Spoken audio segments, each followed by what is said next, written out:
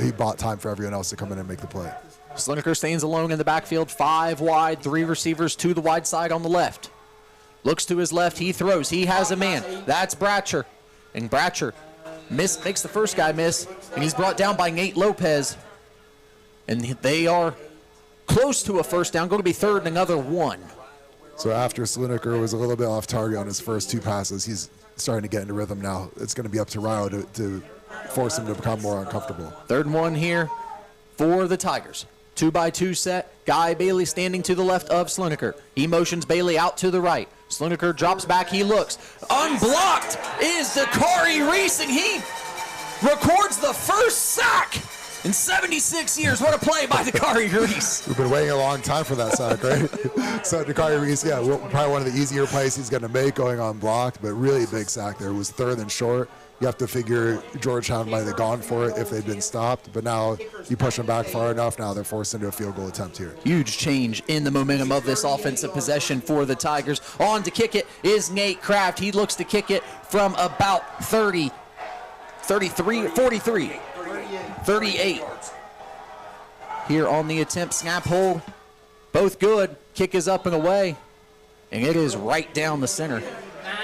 38-yard kick. And Rio Grande trails 3-0 here early on. 9 minutes remaining in the first quarter here. And we're going to keep it right here on this kickoff. We're going to try to figure out the pace of play a little bit differently this week as we fell victim to some very quick football a week ago here, Todd. The refs were in a rush last week. They were flying between possessions. So Rio's defense took the field. Georgetown had the plus 49 to start that series. So on one hand, you don't like that Rio's offense and special teams cause the defense to defend a short field like that. You love the way the defense stiffened and forced Georgetown to a field goal attempt. Not an easy kick, a 38-yard kick. He drilled it. Give Georgetown the credit. But you love the way Rio's defense made a stand there. So now, complimentary football, we'd love to see a big return here by Rio and get something going on offense. Whether it results in points or not, at least move the chains, get a first down or 2, get something you feel good about, and you can establish some rhythm offensively. 9 minutes remain here in the first quarter from Alumni Stadium. Georgetown College Tigers lead the Rio Grande Red Storm 3-0. Nate Kraft, number 98, looking to kick it away here for the Tigers. Back deep for the Red Storm are Michael Moore and Mylan Murray. I'd be shocked if there were 2 other bodies back there. I think both of these guys are the picks for the Red Storm.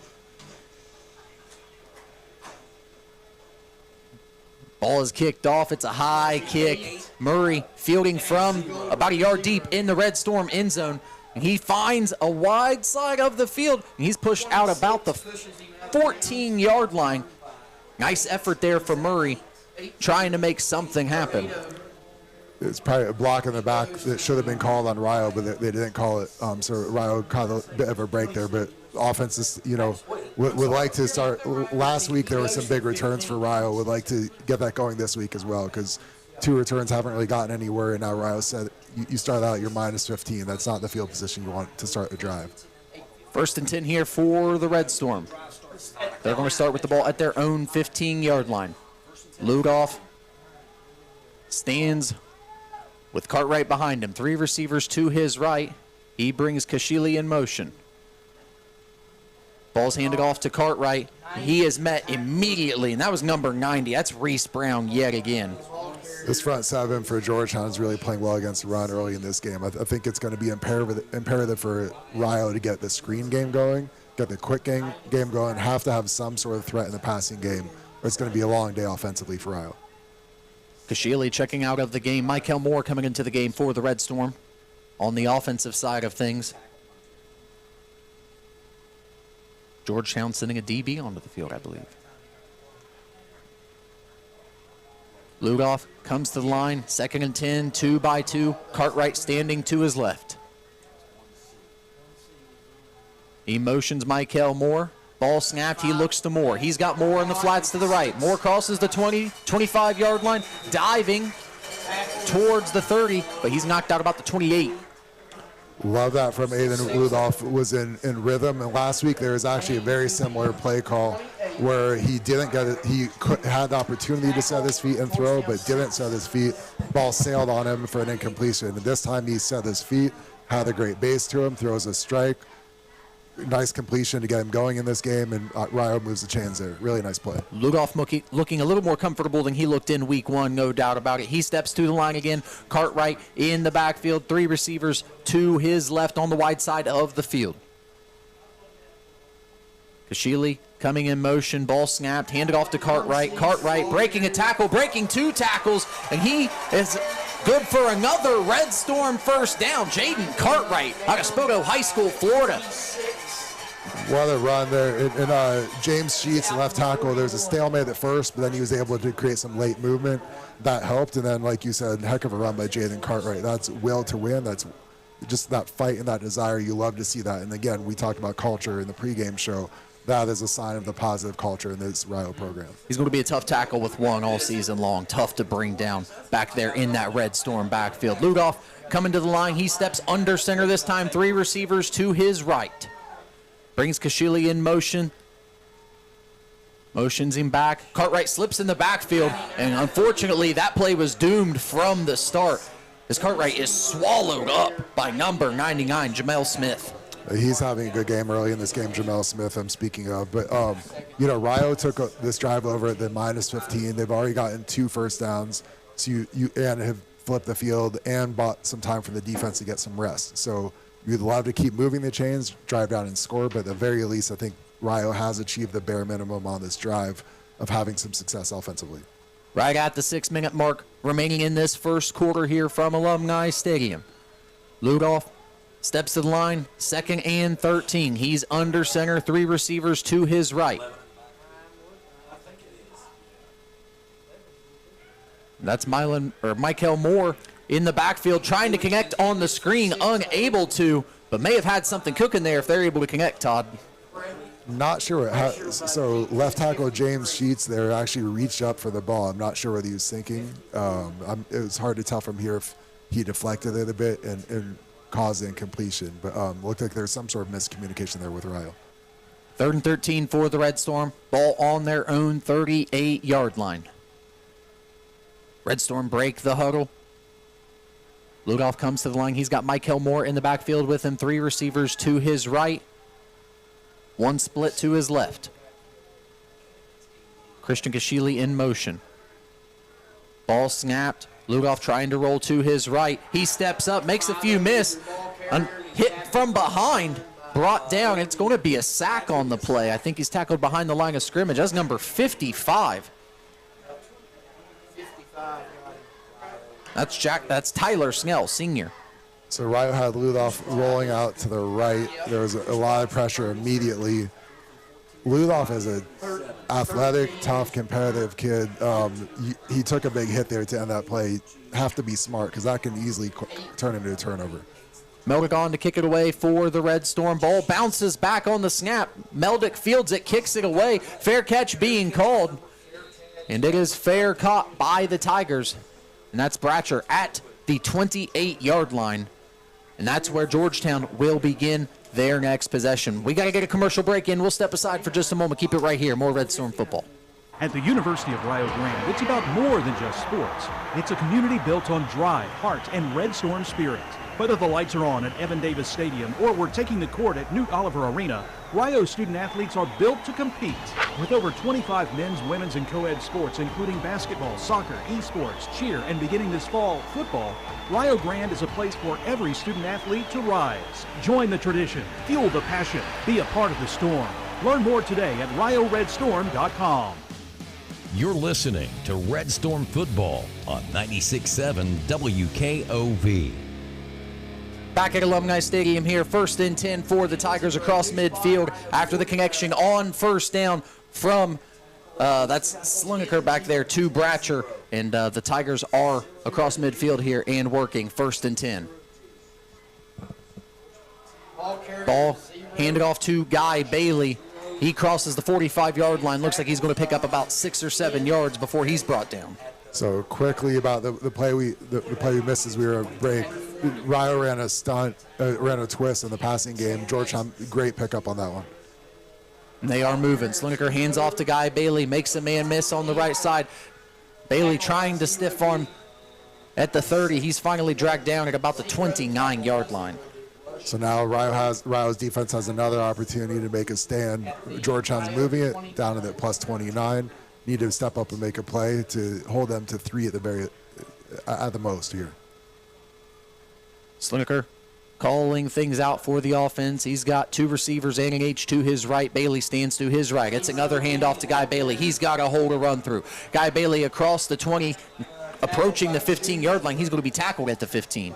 So they ran it right inside of Dakari Reese, the defensive end. We'd like to see him shed that block sooner, get in on that play. That's going to be something that's going to come with his development, though. Sliniker calling out signals for the Tigers. They've got an H to the right side, a receiver split to the far side of the field, 2 receivers to the left, and Guy Bailey standing in the backfield. Motion across the formation to the right-hand side. Fakes a handoff. He throws. It's intercepted by the Red Storm. It's Andy Meldick, and he's got room being chased. He's right at midfield. Andy Meldick, the Oak alum, with the second interception of the season. What a play. Georgetown's driving as a 1st and 10, about to go up 10-0. Meldick comes up with a massive interception. Read the QB's eyes. Looked like the QB he expected that to be wide open. Threw it before he even saw Meldick. And it would have been an accurate pass, but Meldick stepped right in front of it, picked it off, returns it into Georgetown territory. Huge play. Exactly what Rio needed. Jumped the route, made something happen. The Red Storm are across midfield with the football, and they trail 3-0. 2:58 remaining in the first quarter of this contest. Ludoff calling out signals from the shotgun. He's got 2 receivers to each side. Rio in a smaller, looks like a faster personnel. Ludoff takes a snap. He rolls to his left, looking for someone. He's going to take off and run. He's across the 45-yard line where he steps out at about the 43. So he's got the legs to move the chains like that. I thought he could have stayed in the pocket there a little longer. He got out immediately. Would like to see him give the play a chance. Give his receivers some, when it's blocked, okay, like it was there, give your receivers a chance to get open and see what can develop. But still, positive again on 1st down, 2nd and 5. 2nd and 5 here for the Red Storm at the 44-yard line. The Red Storm faithful here at Alumni Stadium alive today, and 2:20 on the clock. And they're into this football game. We're into this football game. Red Storm on the march. Ludoff lines up 3 receivers to his right. That's Michael Moore in motion across the formation. Handed off to Cartwright. Cartwright swallowed up in the backfield immediately. I saw 56 right away for Georgetown. And that's the name on that is Nathan Paschal, sophomore. Yeah, that Georgetown front 4 is playing really well against the run early in this game. It looks like Rio's running the ball consistently is going to be tough sledding. I think Rio has to get the passing game going, get the draw game going, the screen game going to have a chance to hit runs later in the game. Ludoff in the shotgun, 3 receivers to his right. Ball at the 45-yard line, 3rd and 7. Moore in and out of motion. Ludoff rolling to his right, looking, not much going on, trying to make something happen. Ludoff steps up, maybe back to the original line of scrimmage to avoid the sack. It's going to be 4th and about 7. So in those situations, I feel like Ludoff often is trying to make so much happen with his legs. Sometimes just throw the ball away and don't expose yourself to hit after hit after hit over the course of a game, over the course of a season. That takes its toll on you and can lead to some durability issues. So we'd love to see him just throw the ball away in that situation. Meldick on to kick it away for the Red Storm, standing at his own 40-yard line. Bratcher back deep for the Tigers. Meldick fakes, and he's got room to the left. Meldick is finally across the sticks, and he's going to pick up a Red Storm 1st down. Andy Meldick, yet again for the Red Storm. I was actually, right before the ball stopped, I was going to say, if with that field position, 4th and 5 in Georgetown territory, if there's a time to pull out a fake, that was it. And the snap was really, we'd like to see a faster snap. We need more zip on the snap. I was surprised that Rio was still able to execute the fake despite the slow snap like that. Great play by Meldick, though. What a heads-up play from the Red Storm, Andy Meldick. And we think he tried it a week ago, but it worked today as he's able to make another Red Storm first down here. They got the ball 37-yard line. Lugoff, 3 receivers to his right, takes a snap. He looks to his right. He's got a man down the field. That's Beamer Walker. But he's got tight coverage, and he throws the interception. That's number 6, Javin Martin, sophomore, 5'10", 180 pounds. Outstanding play by Martin. Great coverage, was right in his hip pocket. Great ball skills, used his body to shield the receiver from the ball, makes him pick in traffic. In that situation, I don't mind the pass by Ludoff. You're throwing a 50-50 ball. Throw it deep downfield. You're giving your receiver his chance. In that situation, the receiver has to turn in to the defensive player, and you say, there's no way you're intercepting this pass. I don't care if I commit offensive pass interference. I'm grabbing your jersey, throwing you on the ground. I'm not letting you, as a corner, catch this ball. That's what, to me, that's another stage in the development for Rio's receivers. Georgetown going to start with it at their own 4-yard line. 5.2 remaining here in the first quarter, likely the last snap of the quarter. Sluniker. Ball in the back, or hands off to Guy Bailey. And that's not Sluniker, that's Justice Burnham. That's the second unit quarterback, if you want to call him such. He hands off to Bailey, nothing going there on first down. We'll step aside for the end of the quarter, where Georgetown leads the Red Storm by a score of 3-0 here from Alumni Stadium. We'll be back in just a moment.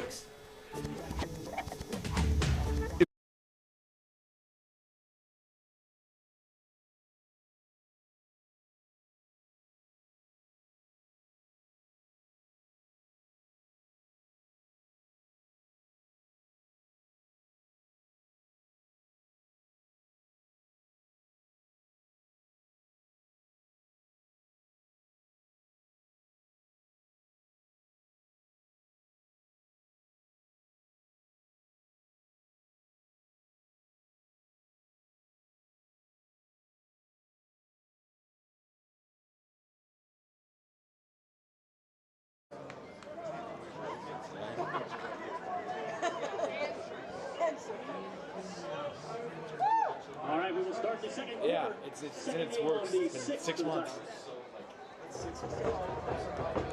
Yeah, but I've got to like trim. Well, you don't shampoo every day. You shampoo twice a week at most. At most. Watch the screen. Nothing. Burnham takes the snap, finds 0 on this quick out. It's going to be a Tiger first down. And Justice Burnham now leading the march for the Tigers at the helm on quarterback. So Dakari Reese is out.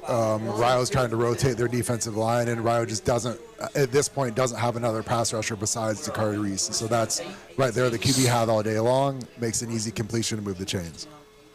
Tigers with 3 receivers to the left-hand side. Burnham calling signals. He hands off to Bailey. Bailey plunging forward between the tackles. Not a ton going there, but still able to pick up about 3 yards.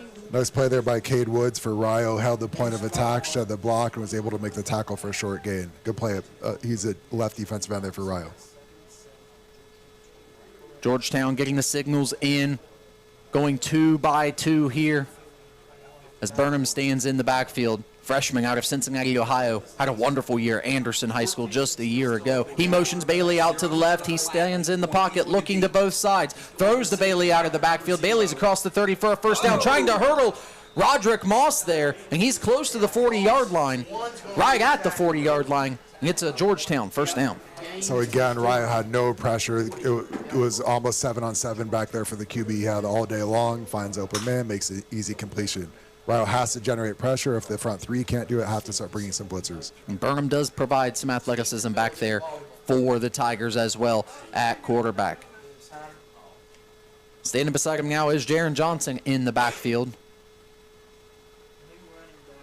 as they show 3 receivers to the right on the near side of the field. That's Johnson in motion to the far side. Burnham looks to his right, has Bratcher.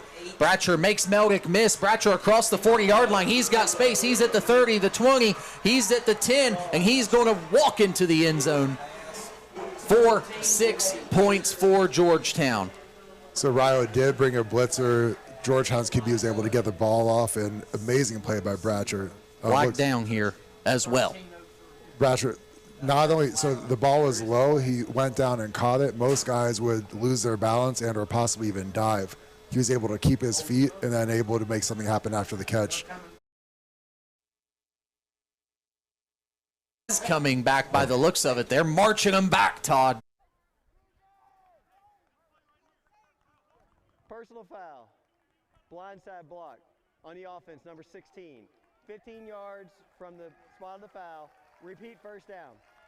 He was the recipient of the blindside block that's bringing this one back. Another huge break for the Red Storm defense. It is a big break. So still, so I like the fact that Rio blitzed there, but Georgetown was in quick game there, was getting the ball out quickly. Have to be able to generate pressure, and when Georgetown is in quick game, have to have tighter coverage in that. Going to bring it back to the 47-yard line, the Georgetown 47-yard line, working on the backside of midfield. Burnham rolling out to his right. He's got all kinds of space and time out there. He's across midfield trying to stiff arm, and we may have some extracurriculars late on the Rio Grande sideline. Looks like that may be on Rio there. Braylon Robertson might have hit him late out of bounds, but sounding like a broken record there. Rio's not getting any pressure on the QB, and you're putting so much pressure on your back end when the QB has all day back there, and Georgetown has talented receivers too. Makes it virtually impossible to keep those guys covered for 6, 7, 8 seconds. Rio's got to dial up some pressure. If Dakari Reese is back in the game now, but you're putting a lot of pressure on him to be, if he's the only guy you're counting on to generate some pressure on the QB. Officials huddled together as we await the call here. 13:02 remaining here in the second quarter. Red Storm trail number 9 Georgetown 3-0.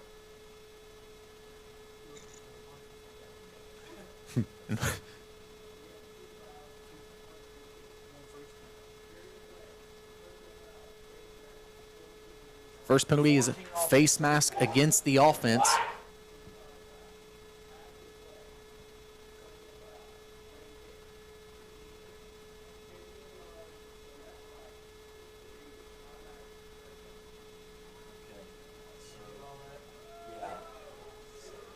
So not offsetting penalties, I think, is where we are with it. They're going to offset. They call you rarely see that. The QB stiff-armed the would-be tackler, yes, and they call the face mask on the QB. You almost never see that called. So nonetheless, we're going to play ball here from the 48-yard line of the Red Storm. And Burnham calling things out. Motions Bailey out to his right. He gets the snap. He looks to his right. Throws it over the middle of the field. He's got a receiver. And that is overthrown just over the outstretched hands of Brian Tawal, the 6'4 junior. So Rio blitz Isaiah Olabatayi. He got home right as the QB was throwing the ball. And the receiver had a step or two on the Rio secondary. But fortunately, I think the blitz might have thrown the QB's accuracy off a bit. That caused the overthrow. Rio dodges a bit of a bullet there. 2nd and 10 from the 48-yard line here for the Tigers. Ball snapped, handed off to Guy Bailey. He's got space on the right side. He's dragged down across the 40-yard line. On the stop for the Red Storm, that's number 10, Braylon Robertson. So it feels like Rio's defense has been on the field a lot in this game, early in this game. So would love to come up with another turnover here, then have the offense get a long, sustained drive. 3rd and 1 here for the Red Storm. Burnham calling out signals. He hands off to Bailey. Bailey stuffed initially, but I think he's going to have just enough for the first down as he crosses the 43-yard line. Those guys for Rio up front are playing well against the run early in this game. Kyron Carter, defensive tackle. Caleb Saunders, Dakari Reese, holding the point of attack, and the linebackers are working through traffic. Not bad there. Burnham empty in the backfield. Calling out signals, ball snapped. He looks to his right, tucks it, looking to run. He crosses the 35. He's brought down by Robinson close to the 30-yard line. That's Braylon Robertson again. So talk about how much experience matters. So Rio ran a twist up front. Georgetown picked it up perfectly. They communicated well. Everyone just sat and waited for it to develop. They picked it up perfectly. QB could have thrown the ball, but he pulled it down and ran himself for a nice gain on first down. Ahmad Samura and Isaiah McCory checking back into the game for the Red Storm. Ball snap. Burnham looking to his right, looking over the middle of the field. Ball's caught. Pickup of about 3 or 4 yard line after the catch. So here we are again, 1st and 10 at about the plus 24. This is the 3rd time Georgetown has gotten here. First time Rio held them to a field goal. Second time Melda came up with a pick. What can Rio do here to keep 7 points off the board? Trying to keep the Tigers out of the red zone here. Burnham gets the snap, looks to his right, rolling to his left now. Has a man right at the 10-yard line. Nice jumping catch there. That's number 11 receiver Matt Hines, 6'4", 196 pounds. He used all 6'4" of it there. He did. I actually thought that might get over him and then end up being an interception on the overthrow for Rio. But heck of a catch to climb the ladder and make a great catch by Matt Hines there. 1st and goal now for the Tigers. Ball at the 6-yard line. Burnham calling out signals. He's got an H to his left. He's got a tight end to his right. Very balanced set. Ball snap. Fakes the handoff. Back shoulder fade. And guess what? That's number 11, Matt Hines, in the end zone for the Tigers touchdown.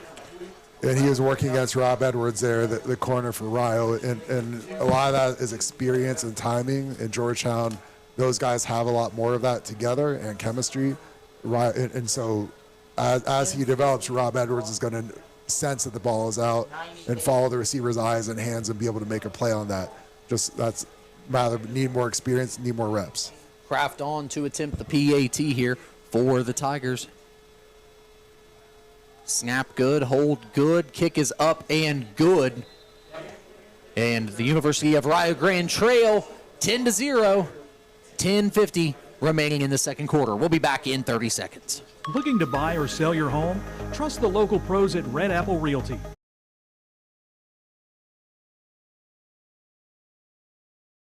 Strength, passion, determination. Every moment that moves you and every movement that drives you. When pain or injuries try to limit you, our orthopedic team at Holzer has the latest treatment options and robotic-assisted surgery with joint replacement, sports medicine, and therapies to keep you moving forward. Every movement, every step, every moment. Think Holzer first. Red Storm football trail the number 9 team in the country, the Georgetown Tigers, by a score of 10-0. 10:50 remaining here in the second quarter. Some good things early, though, for the Red Storm, Todd. There are definitely some positive flashes. I think so much of football is responding to adversity.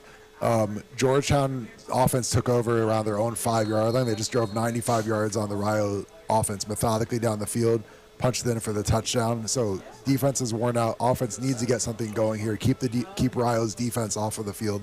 Let those guys rest and maybe put some points on the board too. Nate Kraft on to kick it away for the Tigers. Murray and Michael Moore stand deep for the Red Storm. Ball's kicked off. Michael Moore stands under it. He catches it about the 3-yard line for the Red Storm. Has a little bit of room out there on the right-hand side, on the far side of the field. Crosses the 30-yard line where he's brought down at the Red Storm 32-yard line. And that's where we're going to start this possession. So the special team nearer than me is going to come out here, but the hang time. So the distance on the kickoffs is impressive, but the hang time that Georgetown kicker is getting on the kickoffs is really making it a challenge for Rio to have successful returns. Still got it out to the 32, but if you look at the returns Rio had last week versus this week, it's definitely taken a step back. I think a large reason why is because of the hang time generated by the kicker. Lugoff stepping back onto the field for the Red Storm. He has 3 receivers to the left. In motion across the formation is Christian Kashili. Ball handed off to Cartwright, and he is a tough stop. But after the hardest earned maybe back to line of scrimmage I've seen in a long time, Cartwright's brought down. Man, so it is really tough sledding to run the ball against this Georgetown front. They're playing really well against the run. They're really outplaying Rio's offensive line in the running game. So, again, I think Rio's going to have to find ways to scheme some things to make some big plays. I don't think they're going to consistently run the ball in this game at Georgetown.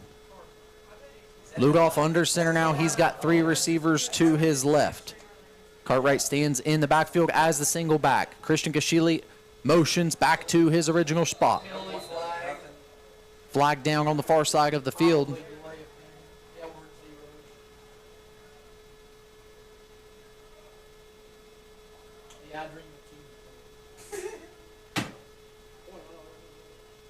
Didn't see an official call just yet. On the offense, number 54, second down. And 16 now. So Ludolf's had some in-rhythm completions early in this game. We'd love to see Rio build on that now during this series. 3 receivers to his left. Cartwright in the backfield with him. Kashili motions back again. Ludolf rolls out to his left. Being chased. Looks to the near sideline. Nice effort there. But it's going to looks like it's just incomplete out of the outstretched hands of Beamer Walker. So Ludolf throws pretty well on the run, and I like the decision. He's a left-handed QB. You roll him to the left. I like the decision to move the launch point because I think Rio's having a hard time blocking this front from Georgetown. So if you keep Ludolf in the pocket, I think you're playing with fire there. So threw a ball that only the receiver could catch. It was nearly a completion. It was almost a spectacular catch by the receiver, but just incomplete. 3rd and 16 here for the Red Storm. The solid crowd that Georgetown did bring relatively into this game at the moment.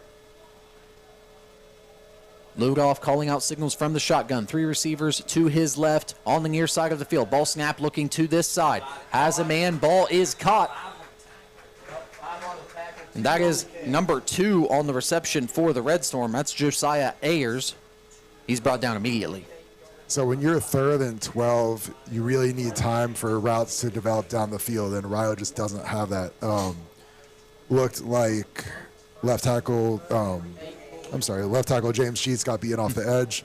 Ludolf felt that, had to get the ball out of his hands. Still like that he threw that ball in rhythm, was able to, he is much more accurate and comfortable this week as opposed to last week. Meldick to kick it away. High snap. Lot of pressure. Gets a spiraling kick. And gets the roll to go along with it. Ball bounces across the 30-yard line as Bratcher steps out of the way. And ball's going to be down at the 27-yard line. A nice play by Meldick back there yet again. And we met one of them earlier today, came during break, but last week and this week, Rio has a problem. There is a concern with the long snapping, both the accuracy of the snaps and the zip on the snaps. And so that has to improve over the course of the season. Meldick is working some magic, though, both the way he's fielding, like obviously he had the fake punt, but the way he's fielding the bad snaps, getting them off, and still having acceptable punts. He's really helping pick up that unit for Rio right now. 8:54 to go here in the second quarter. Georgetown leads the Red Storm 10-0. Burnham back there to call out signals. He's got 3 receivers to his right-hand side, 2 to his left. He stands empty, alone in the backfield. Ball snapped. He looks to his right. It's going to be a draw. Plunges it up the middle.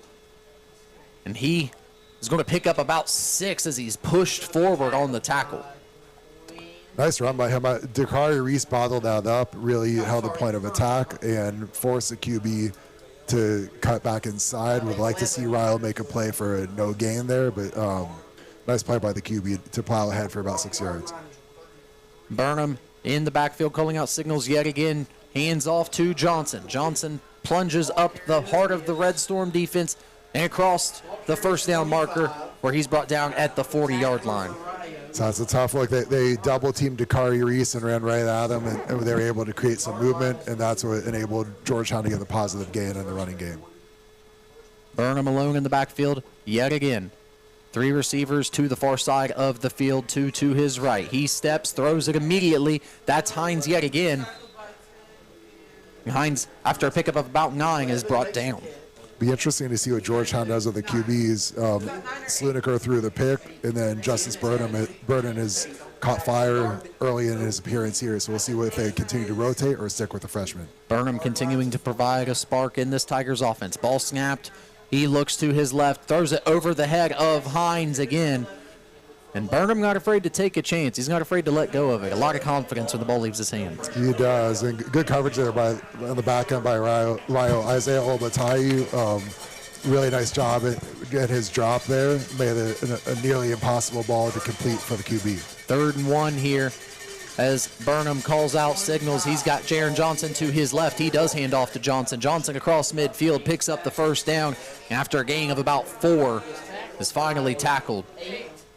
Hang on the tackle there for the Red Storm. That's number 8. Is that Edwards again? That's Isaiah Olabatai. So Rio blitz, Pierre Rickson. I like the call. I'd like to see some more blitzes being dialed up here. Burnham gets a snap, looks to his right, looks to his left, flag down. Burnham rolling out. He's all the way back to his own 40, just throws it away now after some tight defense being played by the Red Storm. And we got another flag down late as well. So Isaiah McCory made a nice move and to beat his man in the passing game, and was held pretty obviously. I think that's one call. Not sure what the second call is. Second call looks like a late hit out of bounds here, as Dakari Reese wasn't able to slow himself down in time. It'll be a tough break. Especially because he would have had first and 20, and then,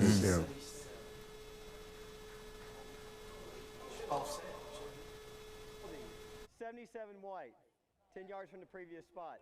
After the play, personal foul, late hit, number 11 red. 15 yards from that spot. 5 yards, automatic first down. Odd. That's their prerogative. It is tough as a defensive player to pull up. You are sprinting to the ball, trying to make a play. It's a physical game, and you can't always see exactly where his feet are. Is he just still in bounds? Is he on the line? Is he out of the? That can be hard to see when you're sprinting full speed. Going to be 1st and 10 for Georgetown at the Red Storm 41-yard line. Burnham calling out the offense from the shotgun. He motions Johnson out to his left. He gets a snap. He throws it out to Johnson to his left. Open field with Meldick. Meldick's able to bring him down. Both guys kind of slipping on the play. Pickup of about 5. Man, the same thing. I sound like a broken record. Just Rio is not generating any pressure. Dakari Reese is out of the game, and he's the one guy they've had that's been able to generate some pressure. Even when Rio blitzes, it's still Georgetown's picking that up as well. So giving the QB all day long back to throw back there. 2nd and 5, 10-0 game. Georgetown leading the Red Storm here from Alumni Stadium. Ball snap, Burnham drops back, looking, still nothing, throws it out to his right. Ball is caught by number 13. That's Brian Tual, and he's knocked out of bounds. So Kyron Carter for Rio generated some late pressure. Really impressive, for a freshman QB to feel the pressure, escape the pocket, rolling right, throw his strike on an intermediate pass. Really impressive play by the QB. And Burnham calling out the signals. Empty again in the backfield. Ball snap. He looks initially to his right. Has a man over the middle of the field again. That's 13-0. And he is inside the 5-yard line where he's tackled by Meldick at about the 3 to avoid the touchdown. So once again, no pressure. The QB's in rhythm, throws an easy completion. Nate Lopez was there to make the tackle right up at the catch point, and then he slipped, it looked like, to miss the tackle, and then turns into a big play for Georgetown inside the 5 now. Burnham, the freshman, doing a really nice job for this Tigers offense of keeping them on track here. Inside the 5-yard line now, Tigers looking to threaten. Hand it off to Guy Bailey. He is stuffed initially by Carter, and he eventually finds himself in, and that's another score for the Tigers, 16-0 here. What a run. Kyron Carter played that perfectly, beat his man inside, had the tackle for loss. The running back shrugs a tackle, breaks another tackle from Nate Lopez, and then gets into the end zone. A spectacular run by you won't see many 3-yard runs better than that. Kyron Carter is no small gentleman. 6 foot 310. He gets his hands on you. You're coming down most of the time to get away from him. Is a nice play here. On to kick it away for the PAT here is Kraft. Snap, hold, both good. Kraft about kicks it out of Jackson County, and the extra point attempt is good. We'll be back in 30 seconds from Alumni Stadium. Strength, passion, determination. Every moment that moves you and every movement that drives you. When pain or injuries try to limit you, our orthopedic team at Holzer has the latest treatment options and robotic-assisted surgery with joint replacement, Alumni Stadium. The Jackson Band Boosters are operating the stand today below the home stand. The last one was. I'm not paying $25 a month. Also, the University of North Carolina would like to thank the Jackson Band Soccer Boosters as well for their work in ensuring that they can take care of it. How much is that a month? Ooh. Actually, that's not bad.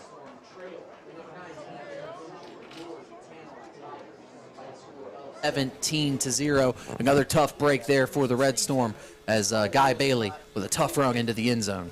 It was, and time for chance for Rio's offense to respond here. You've got 5:11 left in the half. You'd love to get even 3 points, let alone 7, just to get back within 2 scores, build some momentum going into halftime, and feel good. Find something you feel good about offensively heading into the break. Kraft looking to kick it away from the 35-yard line. He kicks it away. It's a shorter kick to the right-hand side. Finds an empty spot at about the 20 where it's fielded by Michael Moore. That's a huge hit there on the return. On the hit, that was a massive one. That was, and Rio actually caught a break with a good bounce there. If that bounces backwards or to the side, Georgetown likely recovers that. Really good kick by the kicker to put it kind of in no man's land where nobody was for Rio, but Rio got the bounce. So the offense takes over the -23. Need a drive here, really important. If you're going to get back in this game, need something going to get something going here. 5:06 remaining in the first half here. Red Storm trails 17-0. They start with it at their own 23-yard line, where Ludoff leads the offensive traffic. He's got Michael Moore in the backfield behind him as the Rio shows a receiver-heavy set here to start the drive. Kashili in motion. Ball's handed off to Moore. Moore makes a man miss in the backfield. Can't make the second man miss, though, and he's brought down in a big way, and that is number 55, Tyler Snell, on the stop.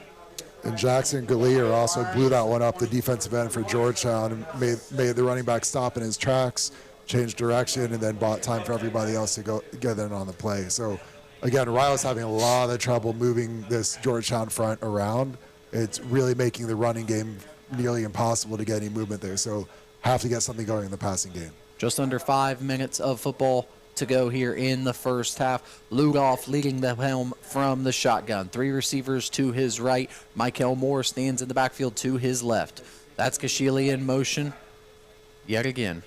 Ball snapped. He looks to his right. Has a man over the middle of the field. Actually about knocked down, about intercepted by Darian Neal, the sophomore linebacker. Wow, that was a tight window ball, and actually I love the confidence that Aiden Ludoff had there to throw that ball, and he actually threw it well. He had to throw over the linebacker, under the safety, and give his receiver a catchable ball, and he did. Would have been a great catch by Josiah Ayers, but it was catchable. Really impressive ball by Ludoff. That might be one of the best balls he's thrown early in the season. 3rd and 10 here for the Red Storm. Ball on their own 23-yard line. Big 3rd down here for the Rio Grande offense. Ludoff calls out signals. Ball snapped. Tigers show pressure, and the draw is blown up. It's Tyler Snell again, who's had a killer possession this drive. Geez, so yeah, Rio ran a draw and left Tyler Snell unblocked, and one of the easier plays he's going to make, and he almost took the handoff from the QB there. So now you're punting backed up again, and Meldick needs to come through with another big punt for Rio. Backed up near his own end zone is Meldick. The red cleats aren't quite in the red end zone just yet, but he is close. Looks like the Tigers are showing some pressure, and we may have a timeout called. And we do have a timeout. We're going to have a Red Storm timeout here before the punt. We'll step aside for a quick 30-second break. We'll be right back from Alumni Stadium.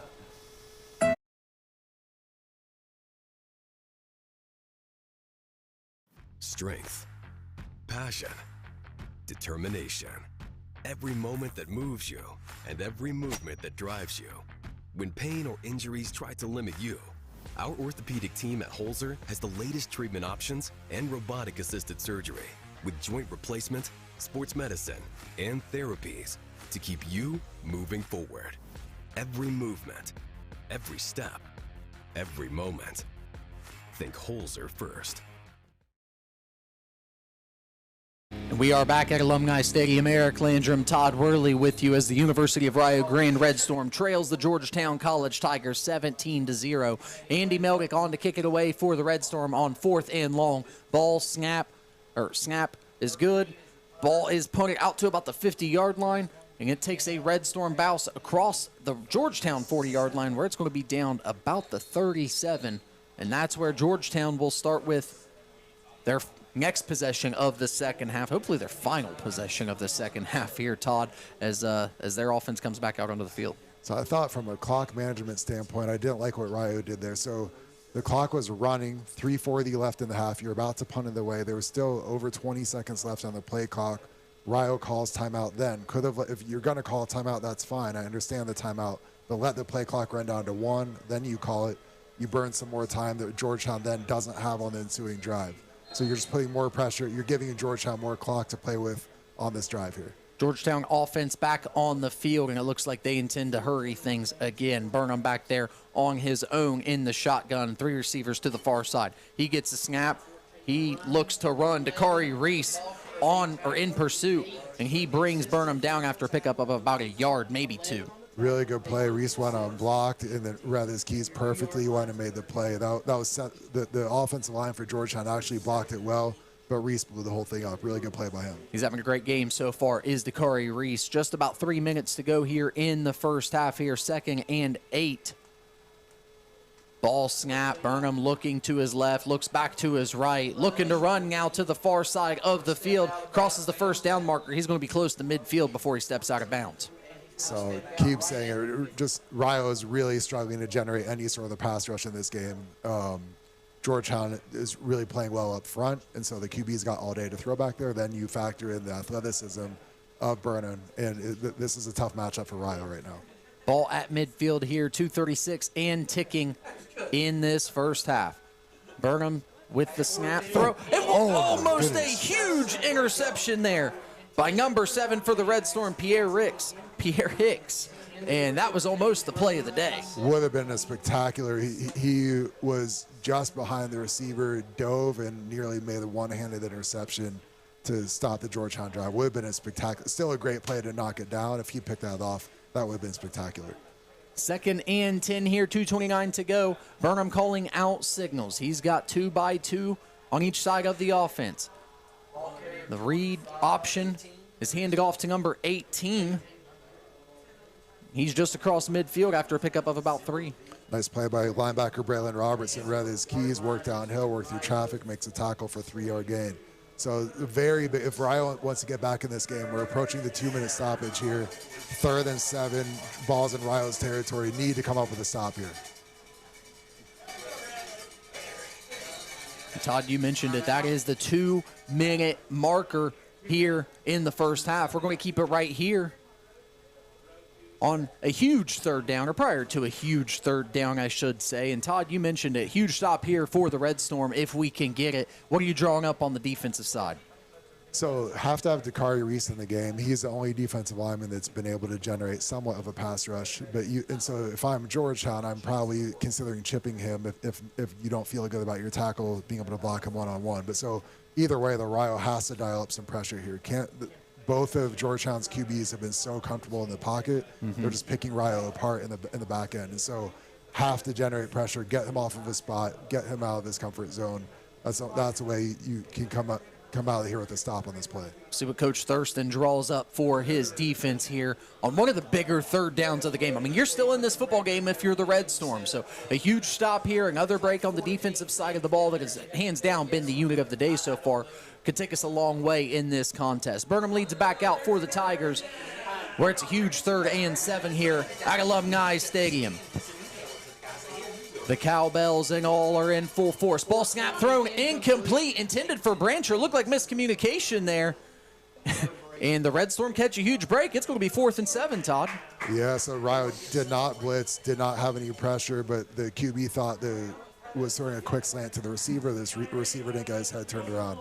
Looks like Georgetown might actually go for it here, which is really surprising. Wonder if they'll try to draw Rio off sides, then potentially call a timeout and punt, or take the delay game penalty and punt. Probably timeout now. Timeout from Georgetown here. And they're going to talk about this. And the punt unit, it looks like the offensive unit, looks like they're all in a big huddle. So they're not showing us anything here in the timeout. We'd expect no less. Big decision, though. And, we'll see which way they decide to go out of the timeout here, Todd. So one factor, we talked about how Nate Lopez came off the field with an injury earlier in the game, and he's standing with the defense in the huddle with his helmet off. I don't believe he's been back in the game since that injury. And you could make a very valid argument that he's Rio's best player at this point in the season. And to have him not only from a talent standpoint, but just that imposing will, that imposing demeanor on the field, to not have him out there is a big loss for Rio's defense. Huge fourth down incoming at Alumni Stadium. Both offense and defense back on the field. Burnham looking over things. Motions the receiver out of the backfield. Burnham gets a snap, no pressure just yet. He finds Brancher over the middle of the field, and he crosses the 30-yard line, tiptoeing down the sidelines where he's close to the 27, and another first down for Georgetown. Have you heard me say anything about rushing the passer? Once or twice today. Once or twice. I mean, it's broken record. Rio's not getting any pressure. He didn't blitz it all there. Brennan had all day, just was able to work through his reads, find the open man, and that's what he did. Georgetown in full oh no. What a ball. Yep. Touchdown for Georgetown after the huge pass from Burnham. That's number 13 there. That's Brian Tuo, who's had some pretty explosive plays early on in this game. So Isaiah McCory for Rio actually did generate some pressure, was in the QB's lap as he was throwing it. Spectacular ball. You have a freshman QB with a poise as he's under fire, about to take a hit, to throw a strike like that on a seam route that far downfield. Really a nice ball by the QB. On to attempt the PAT is Kraft, his third attempt of the day. A field goal to go with it. Snap and hold are both good. Kick is up and good. And that will add to it. 24-0. The Red Storm trail the Tigers after two back-to-back heartbreaking passes. We had a 4th and 7 there, Todd. For a moment, it looked like we had a shot. And then not only could Rio make a big stop there, but then the offense would have taken over near midfield with plenty of time to get at least into field goal range, if not score a touchdown before halftime, give this thing back to a 2-score deficit. And then instead, Georgetown executes on 4th down, then on the next play scores a touchdown. So still searching for some answers offensively here. 1:44 remaining in the first half of this contest. Stick around for the halftime show presented by Hire. We're going to have Jeff Langham, Rio Grande Athletic Director, on to talk with us about Rio Grande football and the state of Rio Grande athletics as a whole. So looking forward to that here. 1:44 remaining in the first half of this one. Georgetown ahead, 24-0. Back deep for the Red Storm are Moore and Murray for the 4th time today. 5th time today now, I should say. And Kraft looks to kick it away for the Tigers.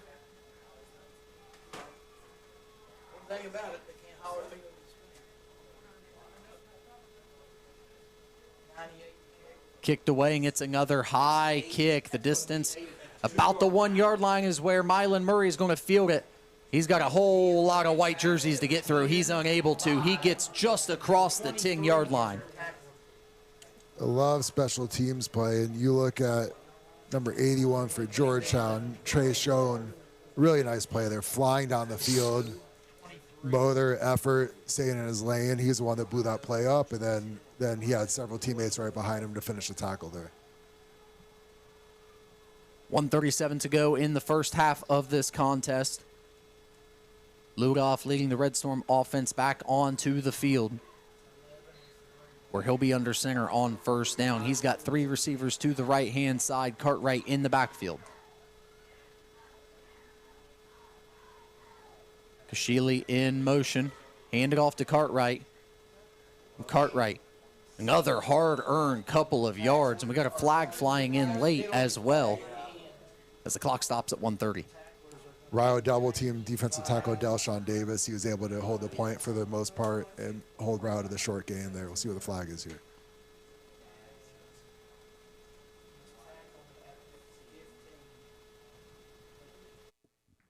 Number 11, Jaden Cartwright, the ball carrier.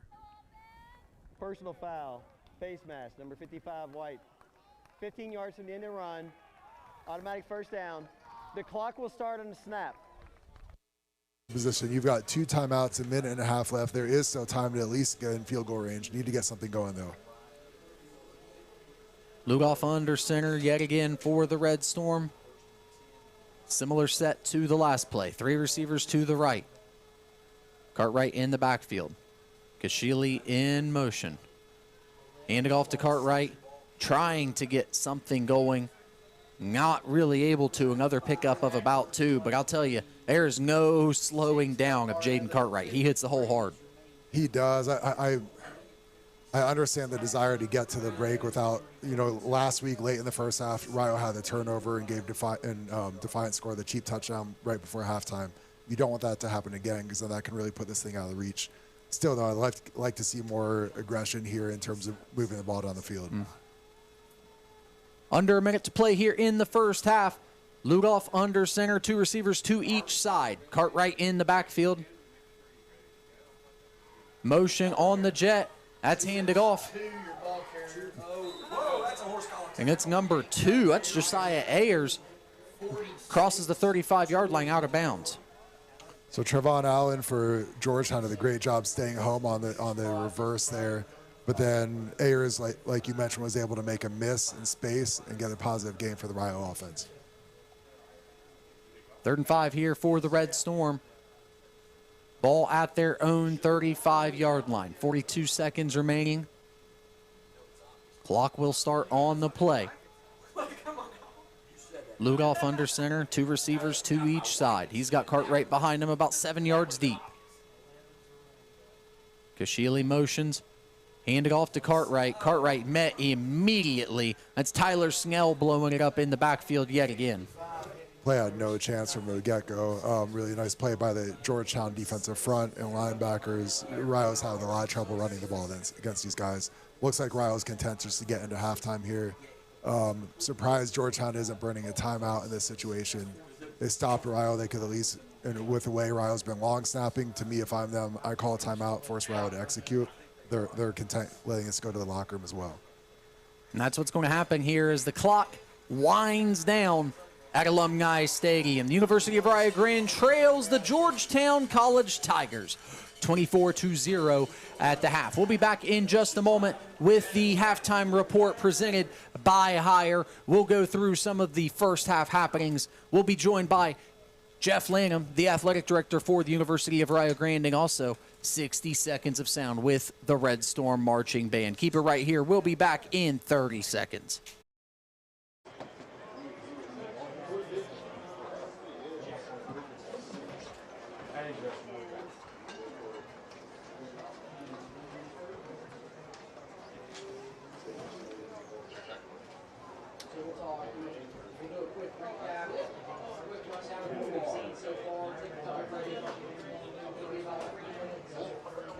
Ladies and gentlemen, would you once again welcome to the field your 2025 Red Storm dance team performing Tick Tick Boom.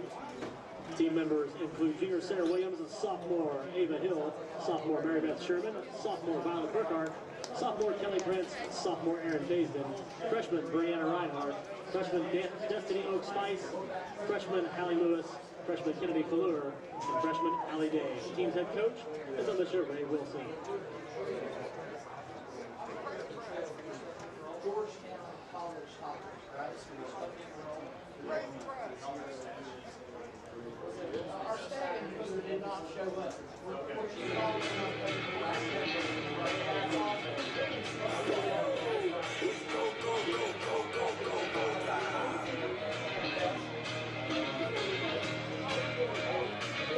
Tick, tick, boom. We're bringing the noise. Oh, baby, we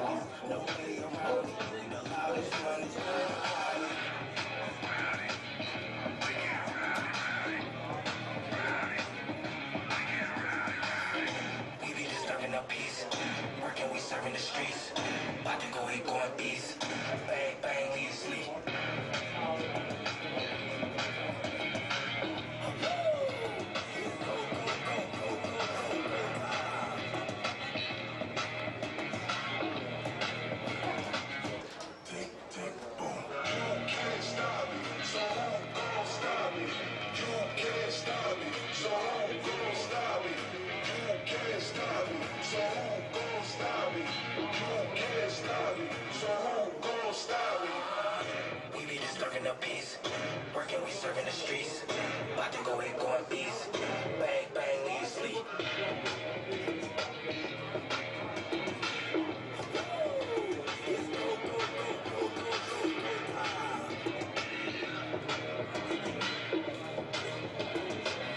Tick, tick, boom. Give it up for 2025 Red Storm Dance Team. And now, ladies and gentlemen, this afternoon, the University of Rio Grande Music Department is proud to present the second performance of the 2025 Red Storm Marching Band. Under the direction of John Eckstein, with staff including percussion instructor Dan DeLong, drill designer and marching instructor Dwayne DeWire, color guard instructor Tanya Hamilton, and led on the field by our very first drum major, Sierra Denny. We're thrilled to bring you the excitement, tradition, and spirit of our brand new marching program. This afternoon's halftime production is titled I Go to Rio, our own Red Storm twist on the classic tune I Go to Rio de Janeiro. But that's not all.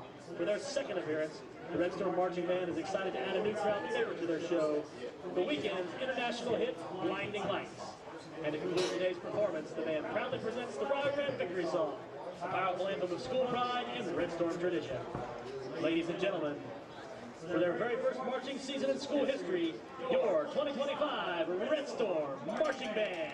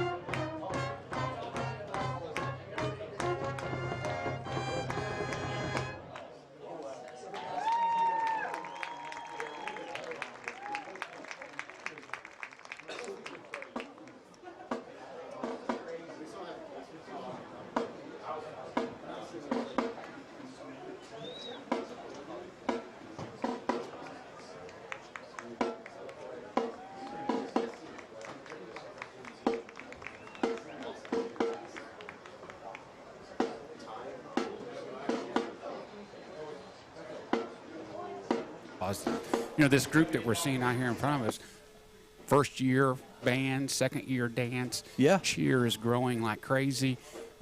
It's just those are the positive things that are happening with us here at Rio. Yeah, and we heard the band. Band sounds phenomenal. It's not a huge marching lineup quite yet, but they sound really good. They look great. They're doing all those little things right. You mentioned the cheerleaders, though. We were here week 1.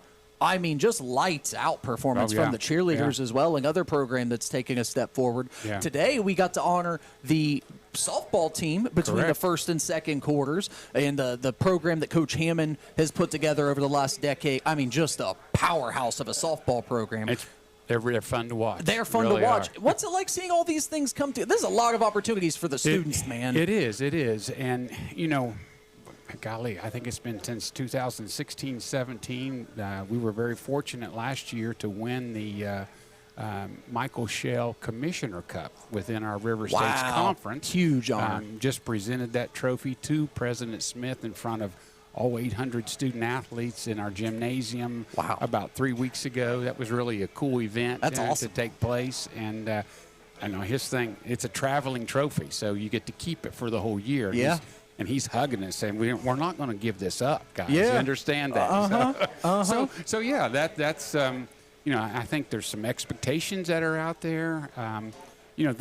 We've got a building program that's happening here right now. That's remarkable. Yeah, and you want to think, what's it going to look like in 24 months? I mean, that's where we're going to be. Yeah. And what Georgetown has got out here. I mean, they're an established program. When I was working at Union College in Kentucky, they were in the same conference, and I saw them play football a lot. Yeah. And they were good then. Yeah. And so, they're an established program, and that's what we have trouble with, because we've just got so many freshmen, so many new people, and the idea that, think about it, a month ago, none of these guys knew each other. Right. I know. And they're coming in and organized. Yeah. And they're, great point. And they're doing a good job, and it's just. It's just those little things here and there that will come. It will come. Yeah, and I think that those seeds carry a campus like Rio Grande so far. You mentioned 800 student athletes. That's a remarkable number in and of itself as they cling to the Commissioner's Cup in the River States Conference. A huge honor there as well. But like you said, moving pieces, a lot of opportunities for these student athletes. And these little seeds go a really long way down in Rio Grande. What's the fall been like as all these seeds have been planted and we're kind of seeing them come up from the ground now? Well, what's exciting is, there was a ton of energy here last week. A lot. And I'm hearing it today. Third down, we're pounding the bleachers, and our crowd is not as big this week. Weather has a lot to do with that. Indicates a lot. There's a lot of things that's happening, but we're going to get there. And the idea that kind of excitement is happening on our campus right now. We're almost 700 people living in the dorms down there, which is the most we've ever had on campus. Our beds are full. And that's new buildings of dorms. Yes, they're full, and so that alone creates that kind of excitement and the energy level that's across our campus, not only with our students, but our faculty and our staff, and man, there's a lot of moving parts going on there too. Yeah. And you mentioned a project that President Smith also talked to me about a little bit, the renovation project that's going to basically provide an athletic home for so many athletes, the locker rooms and the space that's much needed for 100 new athletes here. We've now got 28 programs worth of athletics down on the farm. So again, a college of the stature of Rio Grande, that's a tremendous load of opportunities. But talk to me about that project that's going on that will help the athletes kind of find a more tighter home on the farm. So I when President Smith came, we talked about the idea that we wanted to use athletics as enrollment management, and what can we do? What can we do without building buildings? That was our first goal. Right. And so we're adding sports that we already had places for people to play, from the women's wrestling to men's volleyball, the archery, men's volleyball. Yeah. Those are just a few and we knew that when we get to this point of adding football, we are going, we've got to have more room to sleep. That's it. We have more beds, which we did. We took care of that with Trinity Hall, 186 new beds. And we knew we had to have a new fitness center, a new weight area, which we brand new facility with that. If anybody's not seen that, they need to come in and stick their heads in. I was there this morning, and it is watching baseball was working out this morning, and women's wrestling, and it's just as unbelievable. You know, any place, any NAIA school in the country, I would be. We can go up against anybody when it comes to that. And then the third addition to that is the locker room space that we've got. Yes. That's coming along. I mean, probably here in November, probably after the season, everybody will move into that. That's football, men's soccer, women's soccer, and when we have another locker room for visitors. Eventually, when that field comes back onto Rio's campus. Yes. Yeah, and it's funny because we're now seeing these things occur in real time. The announcement, it feels like the announcement for football was yesterday, and here we are, week 2 of the inaugural series, the resurgence of the season, I should say. And just seeing these things in real time is pretty crazy. The vision, the execution of your department, President Smith, just seeing it all come together is just absolutely outstanding. We'll let you go with this one. Do you have anything? Give us maybe a state of the union for Rio athletics as a whole. There's so many good programs that I think that football is going to have the opportunity to kind of spotlight as the season goes on. We saw women's basketball a week ago. We saw softball today. Can you give me kind of a rundown of the overall state of the union athletics? I mean, as we, our fall sports, men's and women's soccer, have all been competitive. Men's soccer has had some national championships. Yeah, women's soccer has been right in with our conference championship. They play a great schedule early. They play these high-ranked teams, which prepares them for our conference, and they finish strong. That's what's happening with that. Our men's and women's cross country, I mean, we're at 45 between those programs. Wow. And we're taking 2 vehicles for them to go to these events, and we're going to be in the top 15 in the country in those. So that part of it is great. And you've seen what's happening with women's basketball. We've got men's basketball involved with it, and then you got men's and women's wrestling involved. And now we go into the fall or into the spring with indoor track and field, outdoor track and field. We will have multiple All-Americans, in both of those sports. And then baseball and softball, and those are those established programs that have been here. We saw be at the end of the first quarter with the softball team. Yep. And those are exciting things. And I don't know if people even realize how good we've got it going right now. And Michigan we're excited. does. Michigan does. And I forgot rugby. I forgot rugby in the fall. Who's playing today? They're playing today at home, and then we've got women's volleyball and men's volleyball in the spring. Yeah. There's so many, man. I forget how we've got that's going on. That's what we're here for. 27 sports that we've got going on. So. Much different than the world you signed up for years ago, but you're doing you're doing a great job, man. I appreciate Eric. Yeah. But you know what? To put this event on here, it's not one person. We have to have a team, and that's what we feel like. We meet every Wednesday morning. We have 35 people that come into a room, and we talk about what's happening next week. We talk about what we did last week, and where can we improve, and what are we doing good, and let's keep doing those kind of things. So all of our coaches come in, and that's what's been successful with us too. Is we've got really good people, that's head of these programs, and they're exciting. They're fun to be around, fun to work with. Well, I'm sure proud to have been there for the time that I got to be there and be here today. So, Jeff, anything else you want to throw at us before we let you go back to a busy week too? Well, I mean, we got a few weeks off here before we come back. I think it's the first weekend of October. I want to say October the 6th, I think, is that date. We play a fairly local school with Kentucky Christian. Yeah. So that'll be our first conference game of the Appalachian Athletic Conference. So that'll be the first time we've ever played one of those. So that'll be pretty exciting. In between that, we're going to Michigan. I don't know who the AD was that scheduled this one. I hate to be that guy. Yeah, we're going to go up there and play Ferris State, who is actually number 1 in the country. Yep. In Division II and defending national champion. Of course, Georgetown's number 4 in the country right now. Yes. So it's all right to do that because that's where we want to go. Right. You know, this is what we want. And so you have to get in there and play those kind of contests to say, this is where we want to go, guys. Yep. Right. We don't run from nothing down on the farm. That is correct. Make no mistake about it. We're on it. Jeff Lanham, Appreciate University of Rio Grande Red Storm Athletics Director. Thank you, sir. Thank you, Get sir. back to your week 2. We got to step aside one more time on the Red Storm halftime report presented by Hire. More when we return from Alumni Stadium. Are you planning for retirement, growing your investments, or protecting your family's future? At Evans Wealth Management in Gallipolis, they want to help you make smart financial decisions today, tomorrow, and beyond. With personalized strategies, trusted advice, and a local team that cares, your financial goals are just the beginning. Call Evans Wealth Management today or visit them online to get started. And best of luck this season to the Rio Grande Red Storm football team. Call Evans Wealth Management today.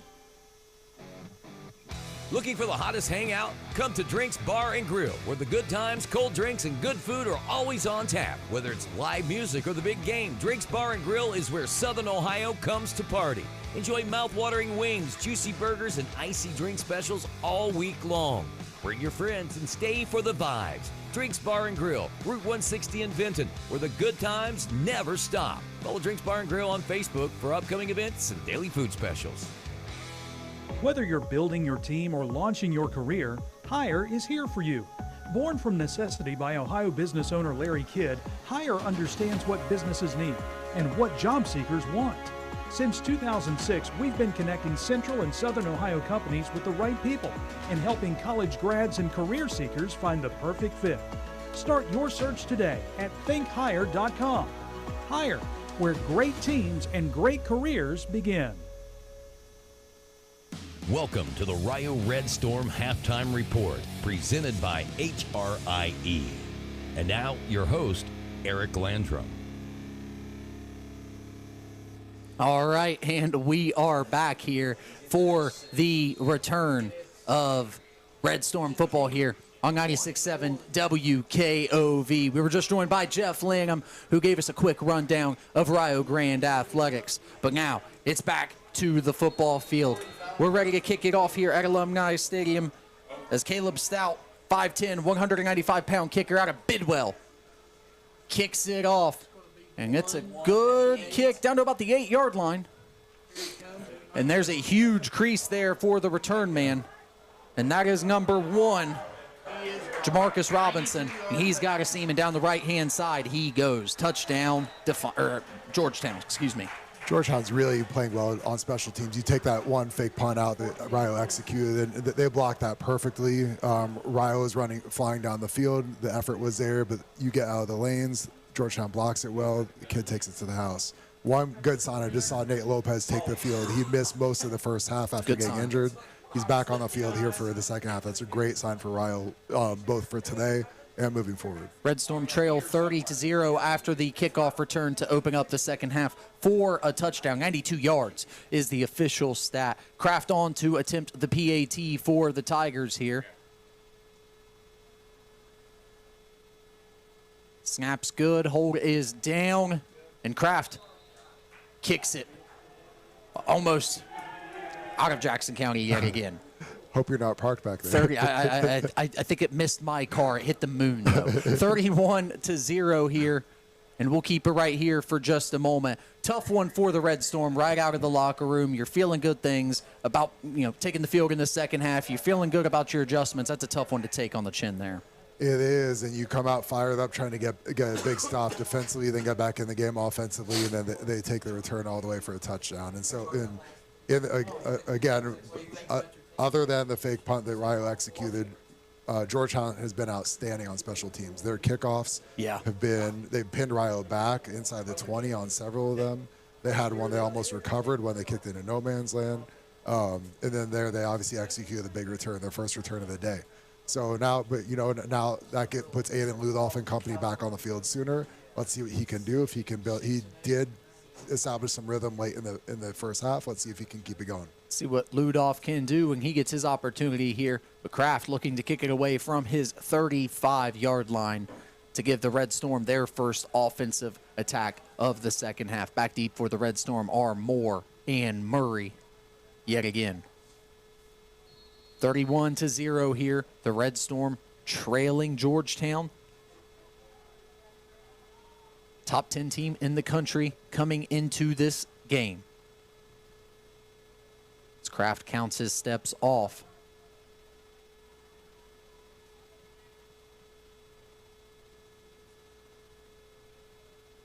He kicks it off and gets another high kick.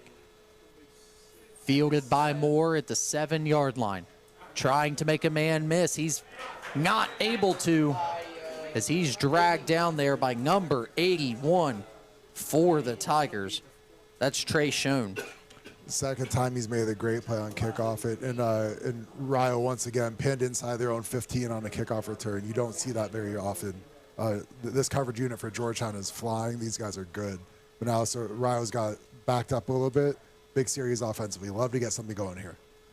Like to see some points on the board for the Red Storm at some point in this contest today. 14-38 in the third quarter now for the Red Storm. Ludoff trying to call out signals. He play fakes to Cartwright, rolls out to his right, steps up, trying to make something happen. Left-handed throw to Kashili. And unfortunately, incomplete there. Just trying to get the ball out of his own hands there, Todd. Yes, that's a tough feeling. As a QB, you run a bootleg and you turn around and you didn't fool anybody. And the defense is just waiting for you. That's what the QB and Ludoff experienced right there. And so that was able to get the ball out of his hands. Tough pass to the tight end. He's 2 yards away from you and you throw it kind of hard. That's a hot one to handle. But second and 10 here now. Second and 10, as you mentioned, for the Red Storm. Two receivers split out. Kashili in tight in the slot to the far side. Now in motion. Ludoff receives the snap. Cartwright trying to bounce it to the outside. Unable to do so as he's grabbed by two different Tigers from that defensive line. Yeah, defensive tackle Jamel Smith held the point of attack, shed the block, and then made the tackle. This Georgetown front is really good. They're outmatching Rio up front. So Rio, I don't know that Rio's going to have any success running the ball. And if it is going to happen, they're going to have a lot more success throwing the ball first before they're going to have success running the ball. 3rd and 11 for the Red Storm. Ludoff calling out signals. Three receivers to the right, back to his right as well. Gets a snap, now rolling out, trying to step up. Not much going there for Ludoff, and he's sacked in the backfield there. And on the stop is number 99. That's Jamel Smith, the junior, wreaking havoc yet again for the Tigers. He cleaned it up, and Darian Neal blitzed, and he was the one that blew it up, almost got the sack, slowed the QB down enough, and then, like you said, Jamel Smith cleaned it up for Georgetown. So now, once again, Rio's punting from a backed up position here. Meldick with his cleats in the end zone. And let's see if the snaps can start to improve. Get some more zip on them, get some more accuracy on them. That's one area Rio can improve this half. Back deep for Georgetown is Brancher. He waves fair catch at about the 45-yard line and gets fielded. And that's where the drive will begin for the Georgetown Tigers with 13 minutes remaining in the third quarter. They lead 31-0. So that long snap actually was improved. Still would like some more zip, but he did have more zip. First of all, it was accurate, and second of all, there was more zip on the snap than there had been on some of the previous snaps. So that is a positive sign of growth there for Rio. Offense trots back onto the field. First time this second half, the offense has been on the field for the Tigers as Burnham leads the offense back out. Two receivers to his right. And a wing H. Ball snapped. He looks to his left. There's a lot happening out there. Flag is thrown late. Ball falls incomplete, but we might have some pass interference here.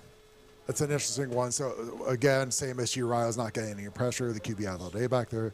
He throws the ball. The receiver and the corner are tangled up. Don't know that was a catchable ball. And if the corner turns his head, they definitely don't call it. He did not turn his head, though. Looks like they're waving it off. Oh, wow. Okay. So I like that call. Yeah. I agree with you. I don't think it was catchable. I don't think it was catchable, and both guys were tangled up. The receiver was creating just as much contact as the corner was there. So I'm glad the refs made the right call on that play. 2nd and 10 now from the 45-yard line. Burnham with Bailey in the backfield. Fakes to Bailey, now drops back, now dumps it off to Bailey. Across the 40, across the 35, and he's finally tackled by Nate Lopez, as you mentioned, back on the field for the Red Storm defense. So again, QB had it all day back there. He processes, gets the ball out. Dakari Reese, he's got some juice to him, needs to improve his hands. In situations, he's just getting tangled up and unable to shed that. So like to see the hands continue to develop. Burnham calling out signals, 2 receivers to each side. Fakes it again to Bailey. Throws it over the middle of the field. Lopez knocks it away from number 87 at the very last second, Luke Olive. So Rio ran a corner blitz. Rob Edwards came off the edge scot-free, and he was the one that kind of made the QB speed up his processing, and Lopez almost made the pick. A really nice play there. 2nd and 10 from the Rio 32-yard line. Burnham calling out signals, Bailey to his left. Ball snapped, handed off to Bailey. He bounces to the outside on the far side of the field. Has a crease, has room. Now being tackled, about dragged down by 3 or 4 different Red Storm defenders, unable to do so. Finally knocked out of bounds close to the 10-yard line. Nate Lopez almost had a tackle for about a 5-yard gain, and then someone got right in front of him, slowed him down, and then he wasn't able to actually finish the play on that. So nice run by Georgetown, though. Not quite inside the 10-yard line, just outside at the 11. Burnham gets the snap. Looking over the middle of the field, ball's thrown hard over the middle of the field, falls incomplete. Looks like it was intended for Bailey. Like the coverage there by Isaiah Olabatayu, the linebacker for Rio, still need to get some pressure. So it's Georgetown has run the ball here and there, but largely it's a passing offense. I think, to me, if I'm Rio, I'm dialing up on a consistent basis. I'm blitzing a linebacker or a safety, at least one on just about every play at this point. 3 down linemen for the Red Storm as they take on the 5-man front of Georgetown. Receiver in motion. Ball snap, handed off to Bailey. Bailey breaks the Nate Lopez tackle, brought down close to the goal line, flagged down in the backfield as well. Thrown in the area where it's likely holding, I believe, on Georgetown, so this should come back. So Dakari Reese, there is some room for improvement against a run. He does give up the point of attack probably too often. It is a hold against Georgetown. That will negate the run that would have put the Tigers inside the 1-yard line. And now that's going to back them up to outside the red zone at about the 21. So you're down 31-0. Georgetown is driving to score again. May not be realistic to win the game, but you do look for small wins. So here's an opportunity. Let's get off the field and force a field goal attempt at minimum here. Empty backfield for Burnham here, as he's got 3 to the near side of the field and 2 to the far side on the Georgetown sideline.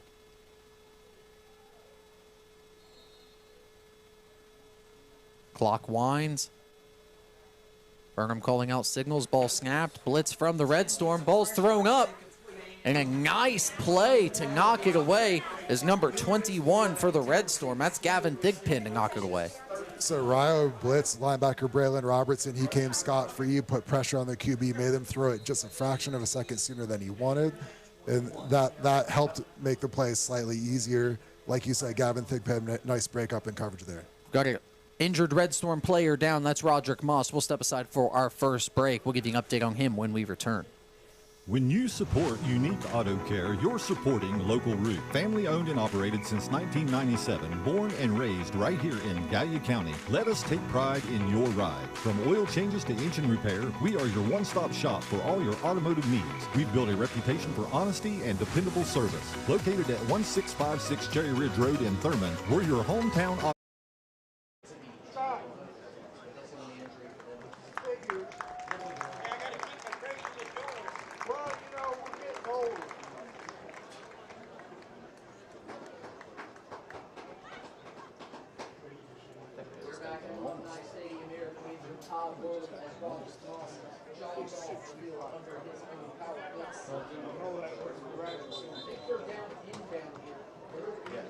Wait, we did? It is 3rd and 20 for the Tigers. Let's make some noise, Red Storm fans.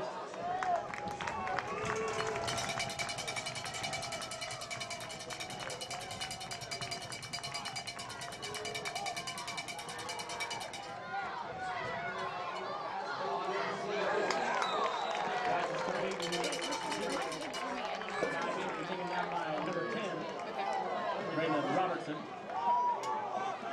That brings up 4th down. 4th and 14.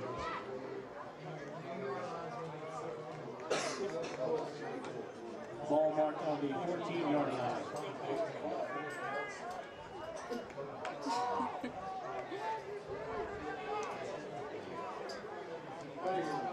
Please don't. That's very expensive equipment. I would not recommend.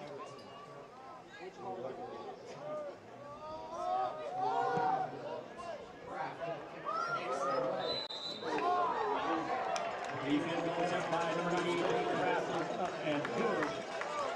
That makes your score. Tigers 34. Red Storm 0. Loco Mexican restaurant is Strength, passion, determination.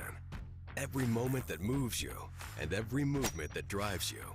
When pain or injuries try to limit you, our orthopedic team at Holzer has the latest treatment options and robotic-assisted surgery with joint replacement, sports medicine, and therapies to keep you moving forward. Every movement, every step, every moment. Think Holzer first. Welcome back to Alumni Stadium. Eric Landrum, Todd Worley with you today as the clouds are poking through here on what started as a cloudy day here in Jackson. The Red Storm trail the Tigers of Georgetown 34-0 as we await the kick here with 10:37 remaining in the third. One thing I'm curious to see is how Georgetown manages their QB situation. You have a senior starting QB, returning starter, started the game, was playing well, throws a pick, they put the freshman in, and the senior hasn't been back in since. And so you've got a long season. How do the internal team dynamics work there? What do they do the rest of the day today and moving forward in the weeks ahead? We'll get a full look at that as the rest of this game goes on here. Kraft to kick it away from the 35. It's another high kick, shorter than we've seen on the day. Michael Moore fields it as he dives to field that one. And he's going to be down with it at about the 16-yard line. That's where the Red Storm will begin this drive. Yeah, Georgetown has really outplayed Rio on special teams today. Rio's started just about every possession backed up like this. Just puts that much more pressure on your offense to execute 2 or 3 more plays than they might have otherwise had to had you had more positive field position to start with. Red Storm trot back onto the field. Ludoff looks like he's going to start this possession under center, with Michael Moore in the backfield behind him. 3 receivers to the near side, to his left. Ball snap, looking to throw early. Ball skips out, and it's incomplete to Beamer Walker. 2nd and 10, Red Storm. So Rio is setting up a bubble screen there. They left the backside defensive end, Jackson Gallier, unblocked, and he destroyed Ludoff right as he was throwing the ball there. I think if they even just chipped the defensive end there, Ludoff has an extra split second to throw a more accurate pass there. Got to see some real toughness from Ludoff the last 2 weeks. Make no mistake about it. He's taken some big shots.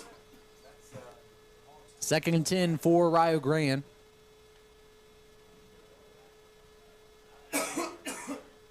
Ludoff under center. He's got 3 receivers to his left. Michael Moore in the backfield as the single back. It's a toss to Moore to the left.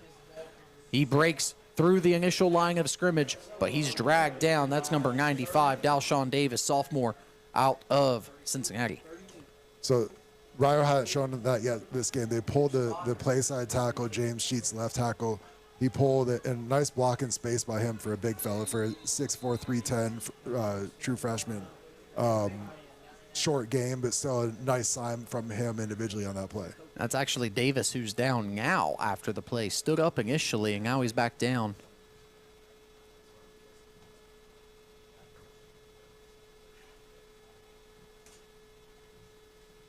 Both teams kind of break to the side here. They'll talk about a few things. Not real sure what happened to Davis. He popped right back up after the play, and back down he went.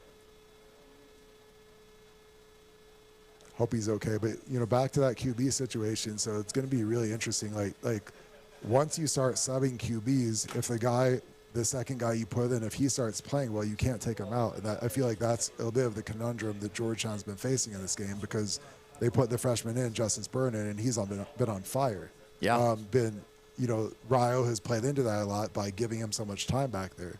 But he's been really impressive. And so then what do? You can't take him out when the offense is rolling, scoring, 7 points here, 3 points there, 7 points here, right, back to back to back nonstop. And so, but you have a senior QB, and what are they going to do the rest of this game? And then how do they play it next week? Who's the starter? I think that's an interesting thing to watch as the season unfolds from the Georgetown perspective. Delshawn Davis, under a little bit of assistance, able to get off the field here at Alumni Stadium. And we'll get both units back out onto the field.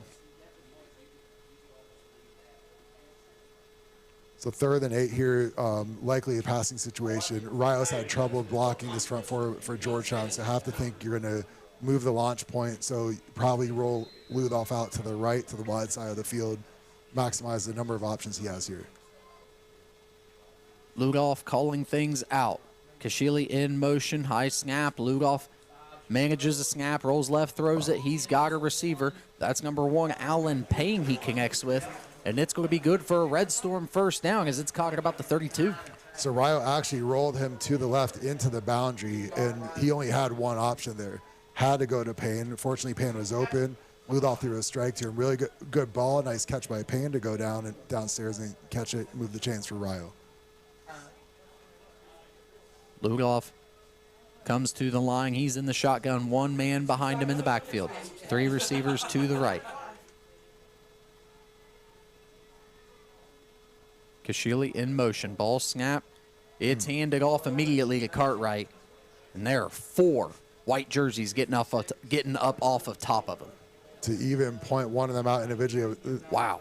The Georgetown front is just dominating Rio up front, especially in the running game. And so I understand that is something eventually you need to get going. But to me, you've got now a quarter and a half left of live game action in this one. Yeah. I get Ludolf as many reps as possible in the passing game. Keep building on that as the season goes along. You're going to need that. In the shotgun is Ludolf. Cartwright to his right. 3 receivers to the far side on the right. Kashili motions across and back out. Ball snapped and a flag down. False start, James Sheets, left tackle. That one is going to go against Rio. Good eye, James Sheets. Trying to get any advantage he can against this Georgetown squad. That's what happens, though. When you're playing against a talented player, you press. You see that in Division I games. You see that in the NFL all the time, where the tackles, that's what causes them to have a lot of those false starts. Similar look here. 3 receivers to the right. Back in the backfield for Ludolf. Ball snap. Ludolf escapes. Flag down in the backfield. And he's driven out of bounds in a hard way by number 32 there. So one of the areas of growth for young running backs is pass protection, and Jathan Cartwright there had an opportunity. There was a blitzing linebacker, and there was an obvious hold where Cartwright held him, and that's what they called it. This is coming back. That's just like so many running backs are so focused on being a ball carrier. That's great. You also have to bring some value in pass protection too. That's just an area that Cartwright can grow in. It's going to back him up. It's going to be long, 27 yards from the first down marker for the Red Storm. So you have to think Rio's going to move the launch point again, having so much trouble blocking these guys. Ludolf in the shotgun. He's got 2 receivers to each side. Ball snapped. He steps back, looks to his left. Michael Moore is the intended target, and that pass falls incomplete as it's broken up by number 26, Cornelius Kemp. Simi Jaffa Gunleye came in for Cartwright running back, took his shot at the blitzing linebacker, and he struggled just about as much. And so that's an area for growth for that whole position group. That's hard to do. And it's hard for, you see senior running backs that can be struggling with that. And then now you've got all freshmen here. Like that's a natural room for improvement for Rio. Lugoff back at it again for the Red Storm. He's got 3 receivers to the far side of the field. Jaffa Gunli in the backfield with him. Snap, looks to his left, not able to get anything going, trying to set up a screen, but the pass intended for Jaffa Gunli falls incomplete. It's going to bring up a 4th down and 27 for the Red Storm. So that was set up pretty well. You had James Sheets was out there and 2 or 3 other offensive linemen. I know it would have been interesting to see what would have happened if that had been completed, because Grant Garrison, who had a heck of a series, by the way, for Georgetown, the defensive end, he was trailing, might have been able to fall into the tackle there, but if not, that could have been a big play for the Rio offense. Meldick looks to kick it away from the Red Storm, 1 foot in the end zone, 1 foot out.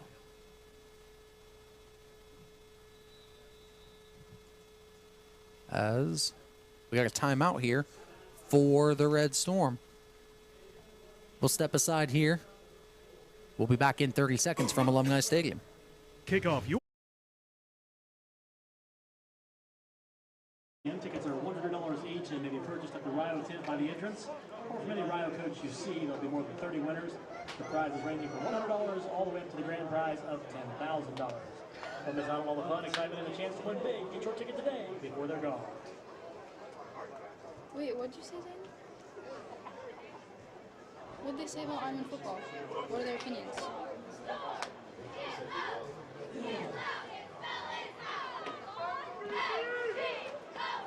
KO.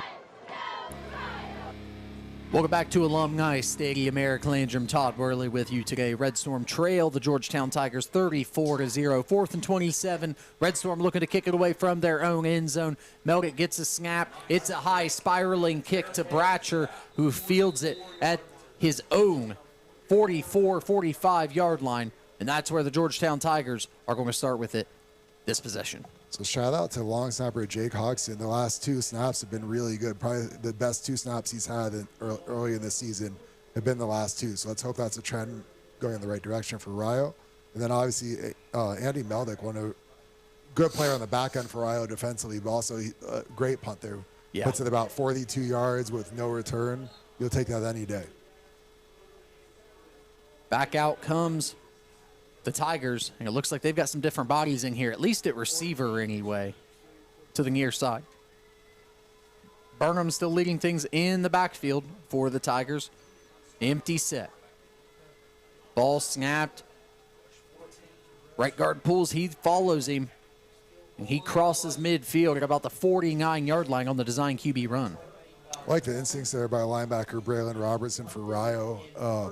Wasn't able to quite get through traffic quickly enough, but he read the play quickly and was able to do his part in limiting that to a relatively short gain. 2nd and 3 here for the Tigers, approaching the 7-minute mark in the 3rd quarter. Burnham, 2 receivers to his left. He hands off.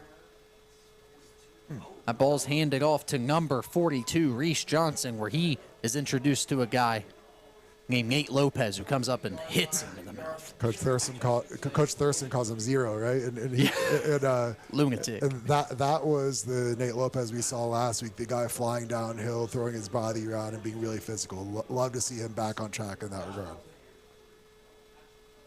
Burnham leading this offense, different bodies all around for the Georgetown Tigers, at least at these skill positions. Offensive line remains to be the number 1 unit. He hands it off again.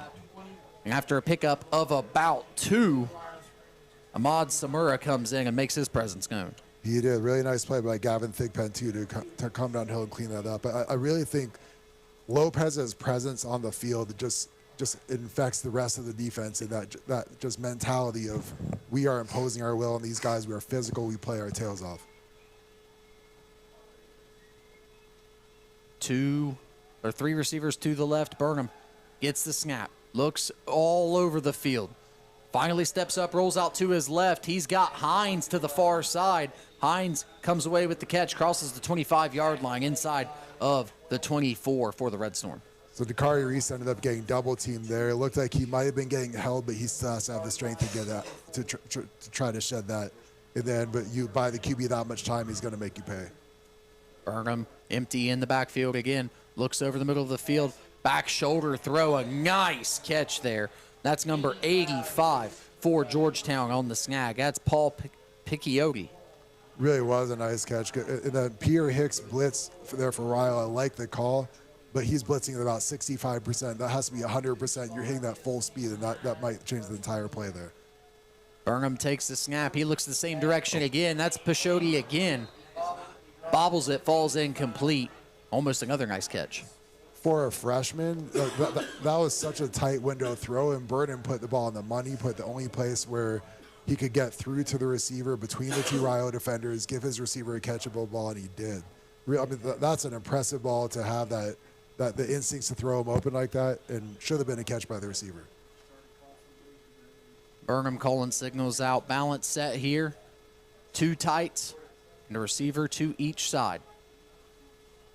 Fakes the handoff in the backfield, looking for number 13 to the near sideline here. He's looking for Brian Tuo. Nothing happening there as the Red Storm has Rob Edwards able to provide some nice coverage. So 3rd and goal from the 10 here. Another opportunity for a small victory for the Rio defense. We'd love to get off the field, force a field goal here, keep 7 points off the board. 3rd and goal here. Ball just outside of the 9-yard line. Burnham and the Tigers in the shotgun. 2 receivers to the near side. Ball snapped. Burnham rolls to his right. Looking for a receiver. Looking to throw. Being chased. Looks to the back of the end zone. Has a receiver. That is a heck of a catch by number 16, Chandler Godby, on the one-handed catch. And he reels it in for another 6 points for the Tigers. Oh, my goodness. Spectacular catch. Through the QB throws it up. So what happened for Rio, Nick Buskey was blitzing from the backside. Really impressive explosiveness and range. Just about got the sack on the QB. QB gets rid of the ball. And Buskey blitzing is what caused an inaccurate ball. The ball is upstairs, and the receiver makes a spectacular one-handed catch upstairs. Really impressive catch there. Hobbling off the field for the Red Storm is not a good sign. That's the Dakari Reese coming to the sideline here, and he's holding his ribs. And talk about a young man that's played his tail off today for the Red Storm. He's definitely been the silver lining on the defensive line for this unit, no doubt. Kraft on to attempt the PAT for the Tigers. Snap, hold, both good. Kraft's kick is up good out of Alumni Stadium. Check your windshield, folks. 4:42 remaining here as Georgetown leads the University of Rio Grande 41-0 in this contest.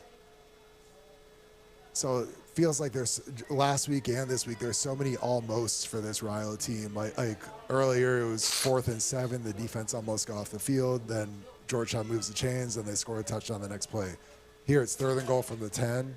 They're probably not, they're probably kicking a field goal if they get stopped, but and then you bring a blitzer. Buskey is tracking the QB, almost makes a sack.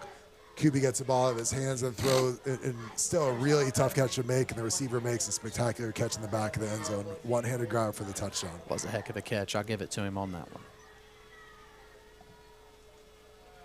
Awaiting Georgetown to take the field to kickoff here from Alumni Stadium. It ended up being a really, really nice day here, and ultimately a very eventful week, too. We saw the softball team honored at halftime here, and, Coach Hammond and that program, what they've done has been nothing short of exceptional over the past 10 years here since he's been at the helm. So special shout out to Coach Hammond, the women's softball program here at the University of Rio Grande. 9 national tournament appearances in 10 years. What a squad. Not bad. Little shout out for that group there. 7 regular season conference titles in that spell. So, and Coach Hammond's a good dude, works his butt off. So, big shout out to that crew yet again today. Kraft to kick it away here from Alumni Stadium. The Red Storm on to return. Murray and Moore back deep. Murray going to field it from his own 1.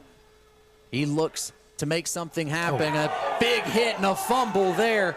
And that ball's recovered by Georgetown. Jumping on the fumble is number 83, Joe Cyrus. And that is a huge turn of events. Georgetown will have the ball, start with it at the Red Storm 2-yard line. It's been a tough day to be a kick returner for Rio. Mila Murray had nowhere to go. Gets hit at the 10, ball pops out. Have to have better ball security. But this kickoff cover unit for Georgetown has been outstanding all day long. This might be coming back. Oh, it is coming back. Wow. What did we miss? Offsides?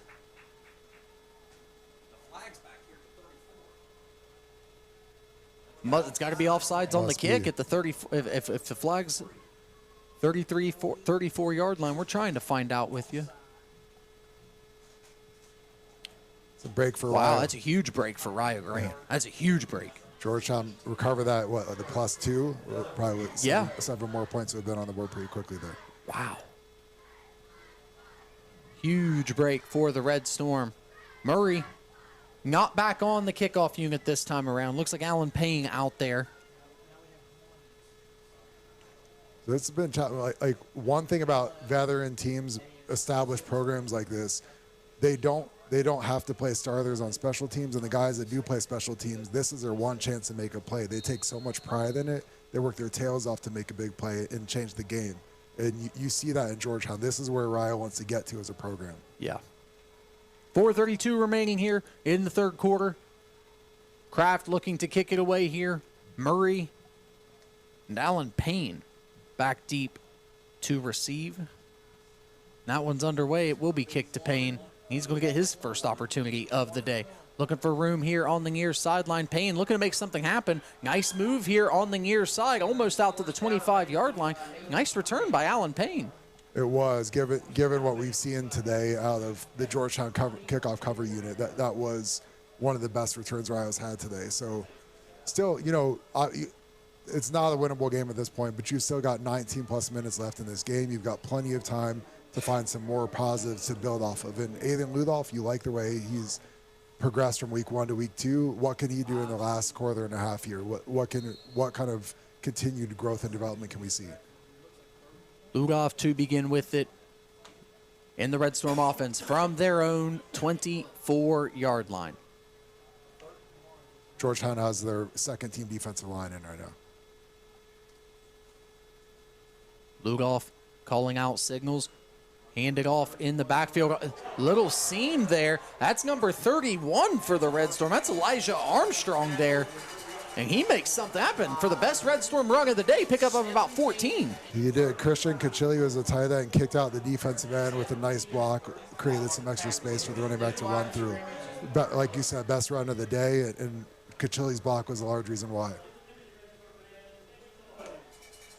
1st and 10 for the Red Storm. After the big run there, they've got the ball at their own 38-yard line. Nice run there by Armstrong. 3 receivers to the bottom of your screen. Ball's handed off again, making a couple miss, makes another man miss. And Armstrong picks up another 4-yard lines. He's working hard out there, making the most of his carries.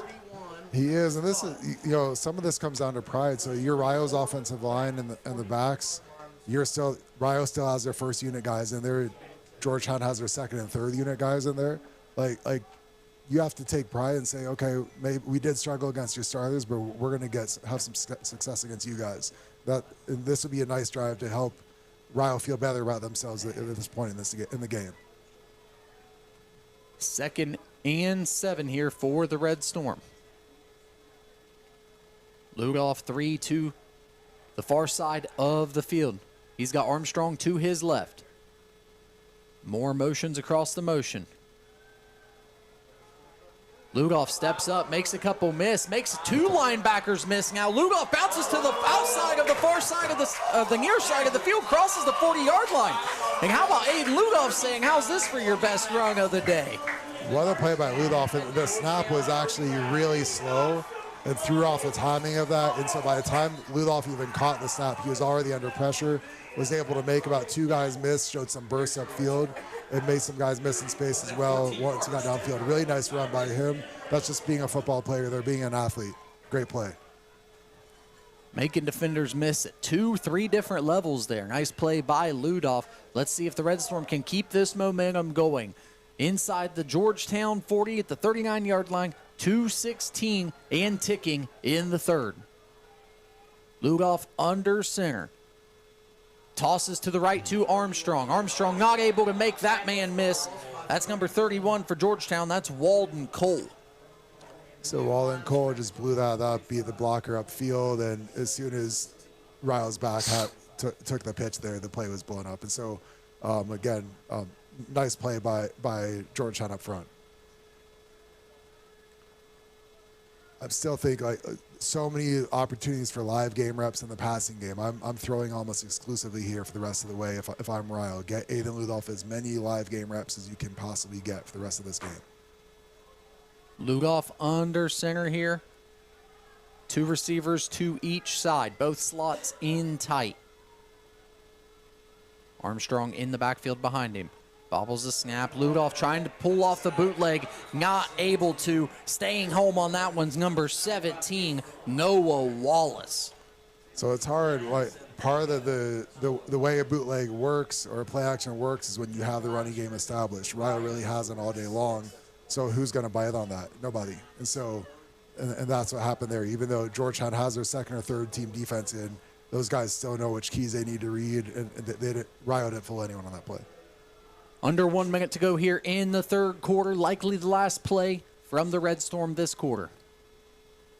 Back on their side of the 50 now. It's 3rd and 25.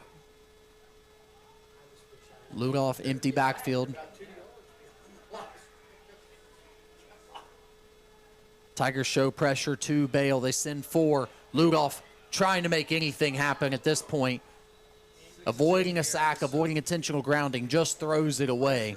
He's able to get it off. It's going to be 4th and long on what would not be the last play of the quarter, Todd. So Georgetown blitz linebacker Walden Cole, he came scot-free up the middle. Immediate pressure on Ludolph. Ludolph did the smart thing, got the ball out of his hands, avoided getting sacked, didn't commit a turnover. Obviously you'd like to have been able to complete the ball, but under the circumstances, he made the wise choice. Now you put your punt team on the field. Coming on to kick it away for the Red Storm is Meldick yet again, as he stands at about his own 31-32 yard line, awaiting the snap. Back deep is Bratcher. Meldick kicks it away. It's an end-over-end kick, hits a Red Storm player, and is fielded at the 24-yard line.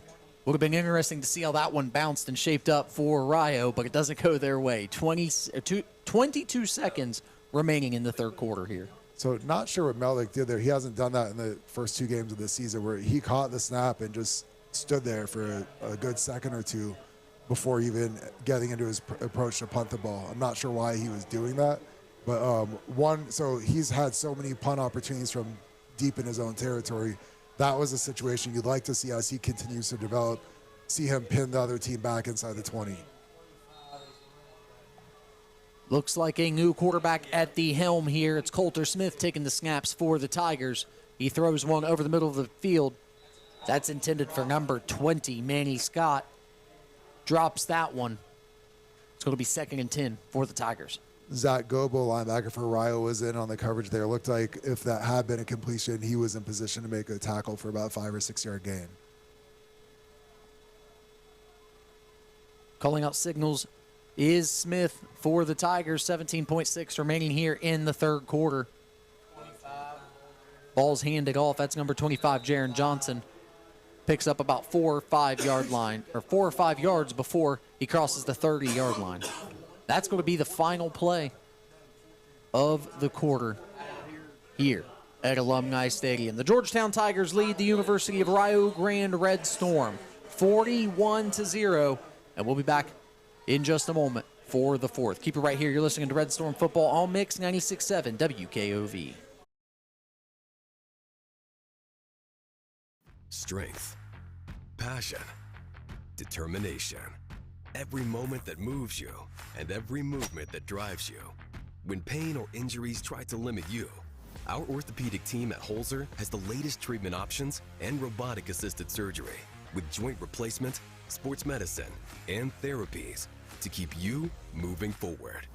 Every movement, every step, every moment. Think Holzer first. Head coach is Dreama Hamid. Her assistants are Trinity Day and Mallory Stanley. Let's hear it for your cheerleaders.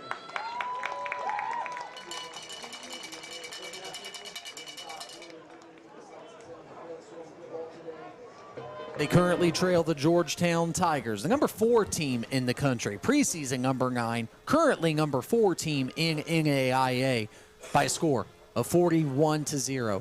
Coulter Smith steps back onto the field for the Tigers to start this fourth quarter here. 2 receivers, 2 each side. Ball snapped. He looking to throw. That pass falls incomplete. Pass intended for number 85. That's Paul Pachotti. So Georgetown has their second team offensive line in there now, and Rio's rolling some guys through defensively too, has a lot of backups in. Great to see the Rio defense come up with a stop there. And again, there's still plenty of time just to find some more things that Rio can hang their hat on offensively in the weeks ahead. So plenty of opportunity to do that the rest of this game. Georgetown sending their second team punt unit out onto the field now. And looking to kick it away is number 44. That's Drew Rayer. Red Storm look like they might be sending some pressure. They send a couple of guys on the edge. Ball angled to the sideline. It's bouncing between the 40 and 35 for the Red Storm. It's going to be down to around the 36-yard line. So it's going to be interesting to see. Obviously, Aiden Ludoff appears to be Rio's guy, and you love to see him continue to develop and grow. But does Rio take, you've got 14 minutes left in this game, does Rio take an opportunity to get some other QB some reps in live game action? And Ludoff is going back out there for this series. That'll be something interesting to watch as this game progresses. The majority of the Red Storm offense back on the field. Armstrong looks to be the featured back, at least in this drive. Ludoff under center, 3 receivers to his right. Gashili in motion. Ball snapped, handed off to Armstrong. He's going to pick up a couple, maybe 3 yards before being brought down by a number of Tigers. So if you're going to have Aiden Ludoff in the game, I think it makes sense to get the most bang for your buck and really give him some live game reps at throwing the ball here. So I don't mind a running play here and there, but to me, for the most part, I'm throwing the ball here on out as long as Aiden Ludoff is in the game. Ludoff in the shotgun, Armstrong behind him. Ludoff, 3 receivers to his right. He motions Kashili. Hand it off to Armstrong, trying to bounce it to the outside where there's a lane for just a moment, but not able to get anything going. He's brought down after a gain of about 1.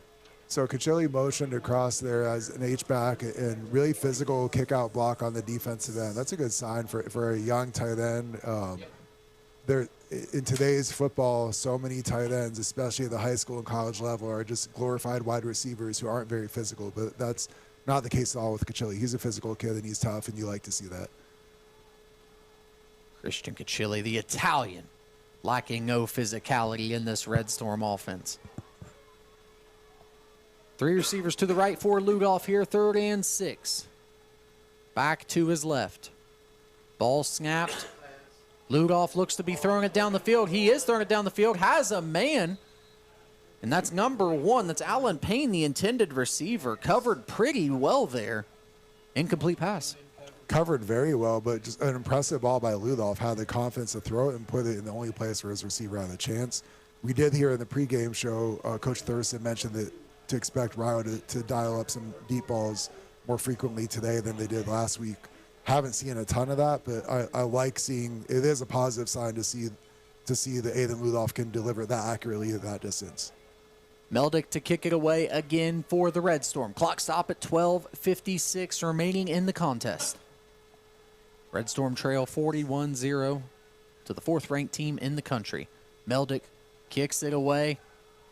It bounces just across the 30-yard line, now across the 20, still rolling for the Red Storm. Across the 15, going to be down at about the 13-yard line. We'll step aside for just a moment, get our first break of the quarter in. When we get back, more Red Storm football. Keep it right here.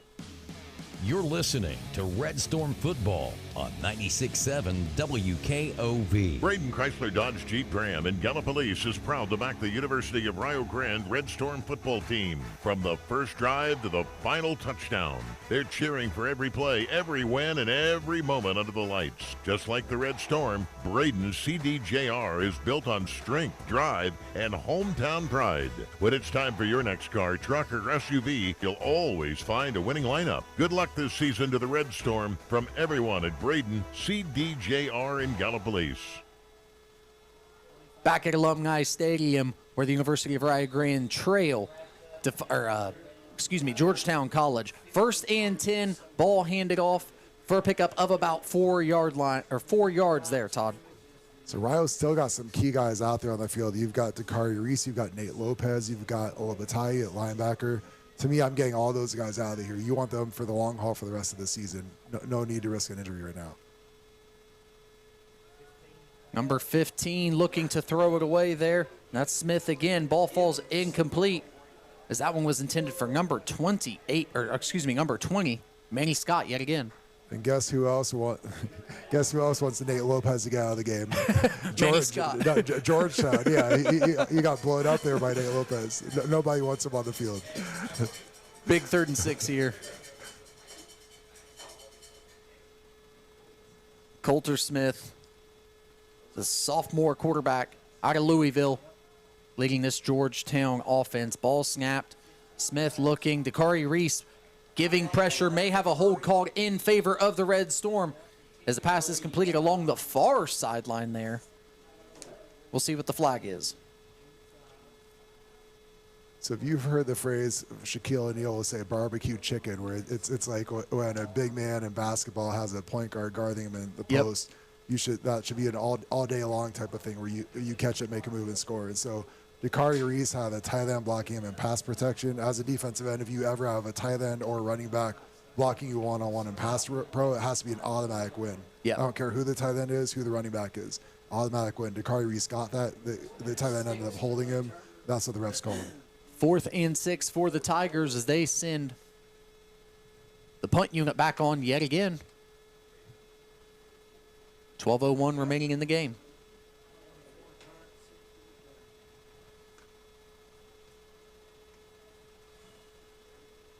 Back deep is Michael Moore for the Red Storm.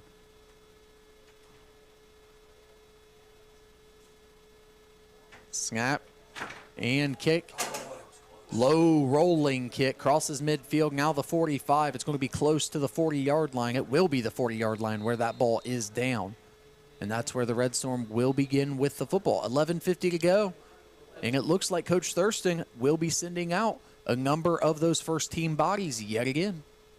Ludolf's in the huddle again, so I'm okay with that. But if you're going to do that, then let's make it worth his while. Let's dial up some passing plays, help develop the timing between him and the receivers. I love the deep pass call on the series before. It looks like there's actually a flag. This could be coming back, or there's maybe dead ball.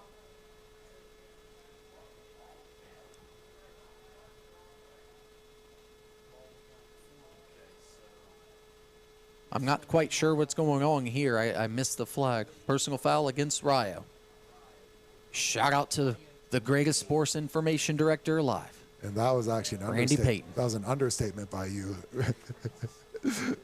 There's no way to properly give the man justice. Well, There's just not. Greatest ever, the GOAT? Yeah, he's the GOAT. Yeah, he's the GOAT. Okay. Of course, everyone on the farm loves Randy. No doubt about that. Ludolf looking to get things going for the Red Storm here from their own 25-yard line, trying to get something on the board today. Ludolf bringing Kashili in motion yet again. Ball snap, bobbled, caught by Cartwright. Who knows what can happen from here with the ball in that young man's hands. He picks up about 4 yards on the broken play before he's brought down. So there are some pieces in this Rio offense. You look at Aiden Rudolph, you look at Jaden Cartwright. If Rio can get to the point where they've got an offensive line that can consistently open holes in the running game and protect the passer, like this, you can see the vision of later this year, next year, the year after. This offense can really become something special over time as it develops. Ludolf leading the way yet again. 2nd and about 6 for the Red Storm. 3 receivers to his right. Ball snaps. He gets it out of his hands quick to Michael Moore. Tries to one-hand it and bring it in, but drops it in the flats. Nothing going there for the Red Storm. So on the surface, didn't look like a super accurate ball by Ludolf. I think Michael Moore didn't get his head around soon enough. If he had, he could have adjusted to that, made it a much easier catch for himself. He likely catches the ball there and either gets a first down or turns it into 3rd and 1 or something like that. So looked like a worse pass by Ludolf than it actually was, I believe. 3rd and 6 for the Red Storm.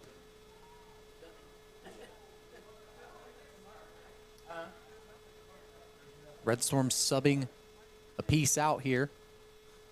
Kashili comes back into the game for Michael Moore. Play clock's low. Yep, that'll do it. Did they get the timeout in time? Looks like they did.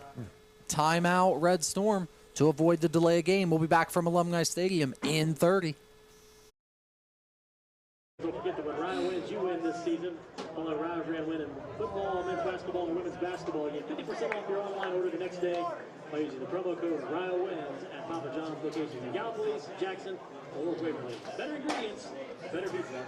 Papa John's. I'm sorry, where? From what?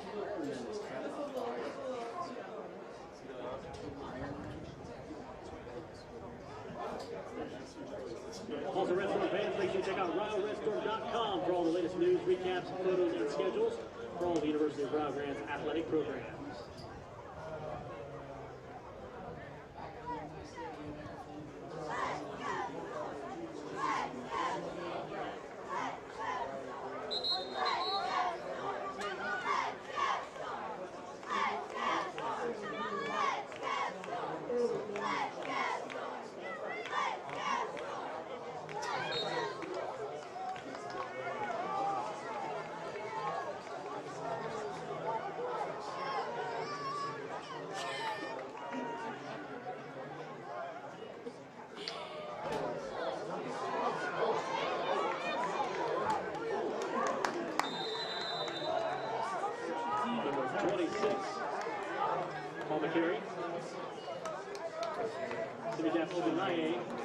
Wait, what did you say?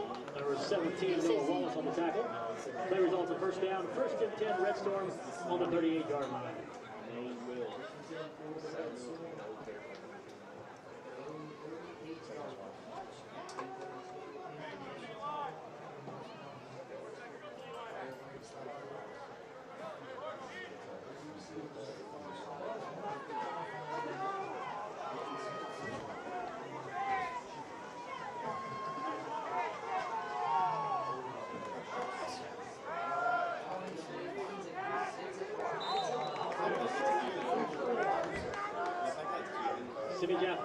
On the carry once again.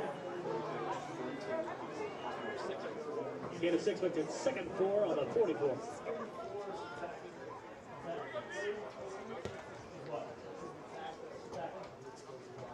Number 34, Nick Beluga on the stop.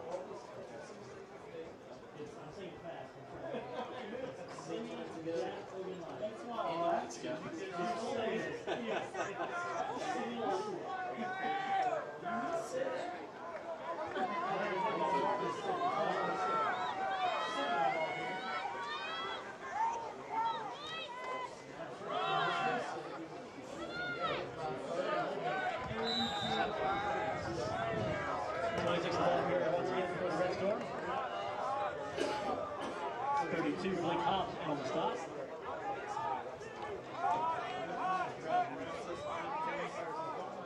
Third and 3 on the 45-yard line.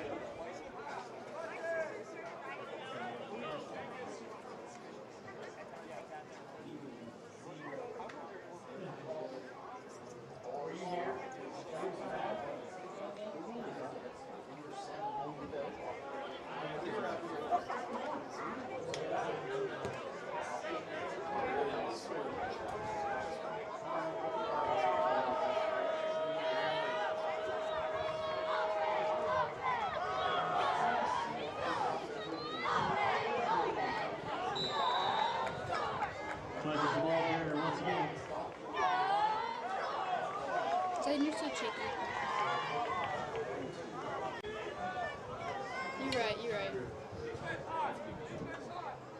And the ball brings up 4th and 2 on the 46-yard line.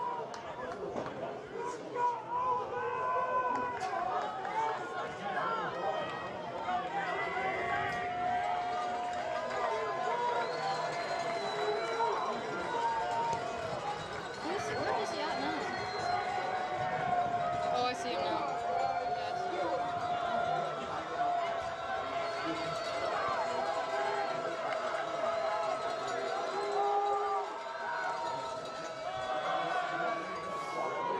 Short. 26, the ball carrier once again for Rio Grande.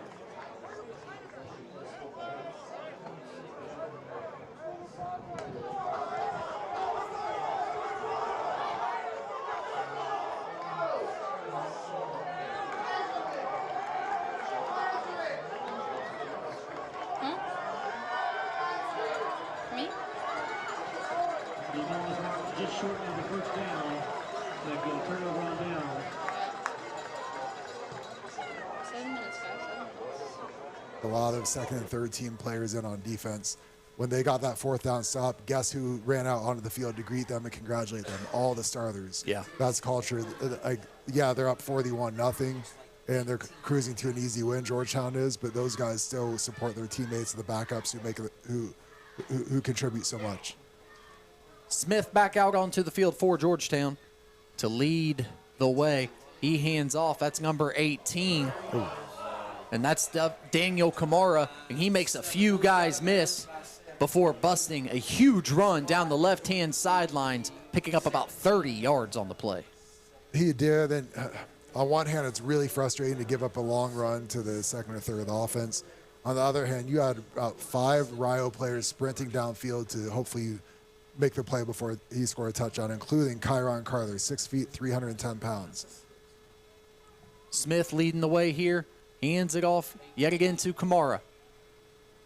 The offensive line for Georgetown still getting movement. This one's still in play. Just inches and inches of football being gained there. And I think that's going to be another Tigers first down. It might be a 1st and goal scenario. It is, and to build, like last week we talked about Roderick Moss pursuing the play backside to hopefully keep the receiver out of the end zone. And now here you got Karan Carter. Like, that is culture. That is something. That is a really positive sign from Coach Thurston on down. All right, ball snapped, handed off to Kamara again. He's inside the 5, but brought down much quicker than he has been the last 2 plays. It's going to be 2nd and goal.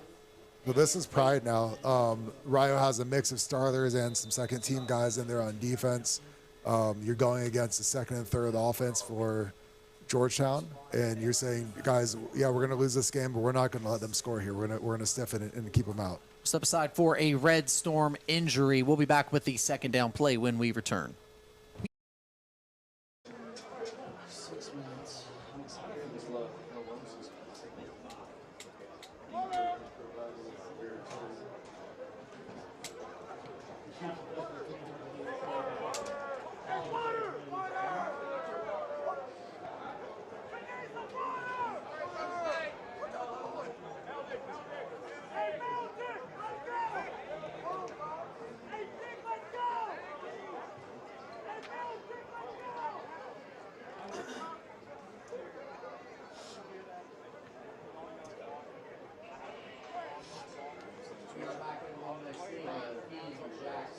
I think that kid on there, I don't think he was taking a picture of David and but I can't tell. Well, that guy, the beanie on there, but I couldn't tell. Beanie, yeah? You see that guy? That's what I thought was like with the... 6:17 remaining. So love to get 3 straight wins here. Keep Georgetown out of the end zone. Just show the pride that you have defensively. Georgetown's showing 2 tight ends back in the backfield. Broken play. Coulter Smith tried to hand it off to the right to Daniel Kamara. Nothing happening. Kamara goes to the left-hand side. And, well, Smith just keeps it, dives into the end zone for a Tigers touchdown. That's going to make the score 47-0. Looks like Rio actually played that well to where the play was designed to go, and then Georgetown just caught a bit of a break there. ended up punching it into the end zone. You've still got Nate Lopez out there and several other starters for the Rio defense. Kraft on to kick it away for the Tigers here to attempt the PAT. He has been successful of every attempt so far today, including 2 field goals. Snap and hold are both good. Kick is up and good. 5:56 remaining in the contest. University of Rio Grande trail 48-0. And we're going to send the kick out squad and the offense out at least one more time, or the kick return and offense out at least one more time today, Todd, and try to see something that results in some points. Yeah, and it would be nice to get that just to feel good moving forward. It's a bit of a conundrum from the Rio coaching staff perspective, because to have a guy like Nate Lopez out there, he's such a key piece in your, not just for your defense, but your whole team, your whole program. Less than 6 minutes left in such a lopsided game. You're exposing him to possible injury. The last thing you want is for your best player to be down for a significant period of time, on one hand. On the other hand, this program didn't have spring practice. They had a short fall camp where they didn't scrimmage anybody. So I understand maybe the thinking may be, and I can get this, is we need to get these guys as many reps as possible, whether it's against the starters, the second team, the third team, whoever it's against. We need them on the field playing live game reps against an opposing color. And so I can see both sides of the coin in this situation. Tigers looking to kick it away. Kraft looking to kick it away for the Tigers, as that is Michael Moore and Alan Payne back deep. Payne had a nice return on the last return for the Red Storm. That target has been the guy today. Let's see if he does it again. Payne fields it from 4 or 5 yards deep in his end zone, and he's actually got some space up the right side. Brings it out 4 or 5 yards deep, and he's going to be tackled at the 18-yard line for the Red Storm, and that's where they'll begin this drive. So it looks like Ludoff is staying in the game, and so now, this is a situation, obviously not to get back in the game, but from a standpoint of working on it with live game reps, why not run the 2-minute drill here? Because at some point, you're going to, Ludoff's going to need to operate that, be efficient, and it may make the difference between getting a win this season or not. And so, or multiple wins this season or not. And so I think that to me, that's what I would do here. I'd get into a 2-minute situation and see how he does. Under center here to start this drive from his own 18 is Ludoff. 2 receivers to each side. Cartwright in the backfield. Kashili in motion. Ludoff fakes the handoff to Cartwright. Throws it in the flats to Kashili. Over the head of the Italian, thrown out of bounds, incomplete. So there's in quarterback coaching, there's a phrase called "follow your shot," where if you're rolling out, it's really some guys can still be accurate when they don't follow their shot. That means your body, the momentum of your body goes in the direction of where the ball is supposed to go. And so Ludoff, instead of going upfield, went straight to the side, and I think that had to do with that was a big reason why he sailed it over Kachili's head on that play. 2nd and 10 for the Red Storm here. 3 receivers to the near side for Ludoff. Kashili motions to the left side, handed off to Cartwright. Cartwright trying to make defenders miss, unable to do so. Picks up about 2 before being dragged down. So we'd like to see Rio push the tempo here, and like I said, get in a 2-minute drill and just operate that against an opposing defense. They're not. They're taking plenty of time. If the goal is just to get out of the game without anyone getting hurt, why I don't understand why you'd have some starters still on the field. So a bit confused by the strategy on this series right here. Approaching the 5-minute mark in the game. 3rd and 7 for Rio Grande. 3 receivers to the left for Ludoff. Cartwright to his left as well. Kashili in motion. Cartwright takes the snap. Ludoff takes the snap, rolls out to his left, looks deep downfield, has a man. It's Beamer Walker. Beamer Walker catches the ball, stays in bounds. Doesn't stay in bounds. He was close, and unfortunately steps out of bounds right at the 41-yard line. And the Red Storm are into Georgetown territory. So Walker got behind the defense. He was wide open, and Ludoff that time did follow his shot. He squared his shoulders, and his momentum carried them in the direction of the receiver. That led to the accurate pass. Big passing play by the Rio offense there. So love to see. Let's finish this drive with a touchdown and go home with something to feel good about offensively. Maybe the biggest completion of Ludoff's young career as a Red Storm quarterback. And we are in Georgetown territory at the 41-yard line, under 4:30 to go in the game. Kashili in motion again. Ludoff hands off to Cartwright. Cartwright trying to make defenders miss, unable to do so. Dragged down after a pickup of about 3 or 4. And don't think this doesn't matter to Georgetown right now. They know they're going to win the game, but the starters are on the sideline. They know they've got a shutout going, and defensive players take a lot of pride in pitching a shutout, no matter who it's against. Yeah. And so they want their backups to preserve that right now. So this is, while to the fans this series doesn't mean a whole lot, to the players it definitely does on both sides. 3 receivers to the right-hand side for Ludoff.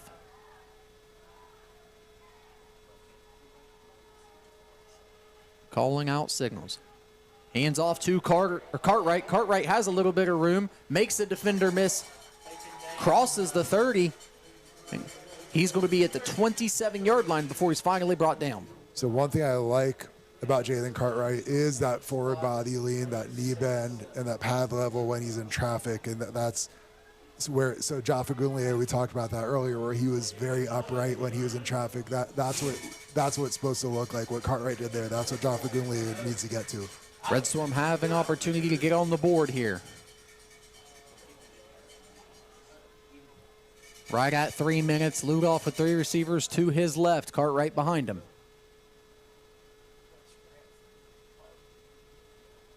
Hands off to Cartwright. Cartwright makes the first man miss. He crosses the 20-yard line, and we're inside the red zone of the Tigers.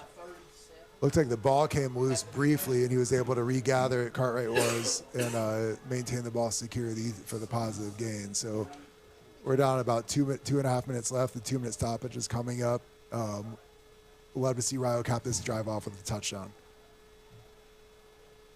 Cartwright hobbled off there. I'm not sure what's wrong there. He's now on the ground on the sidelines there, and he's holding his leg, so keep an eye on Cartwright as things transpire. Semi Jaffa Gunli in the backfield now for the Red Storm. Ludoff hands off to the right. Jaffa Gunli trying to cut back and make anything happen, but the delayed run there to the stretch just wasn't quite what we needed there.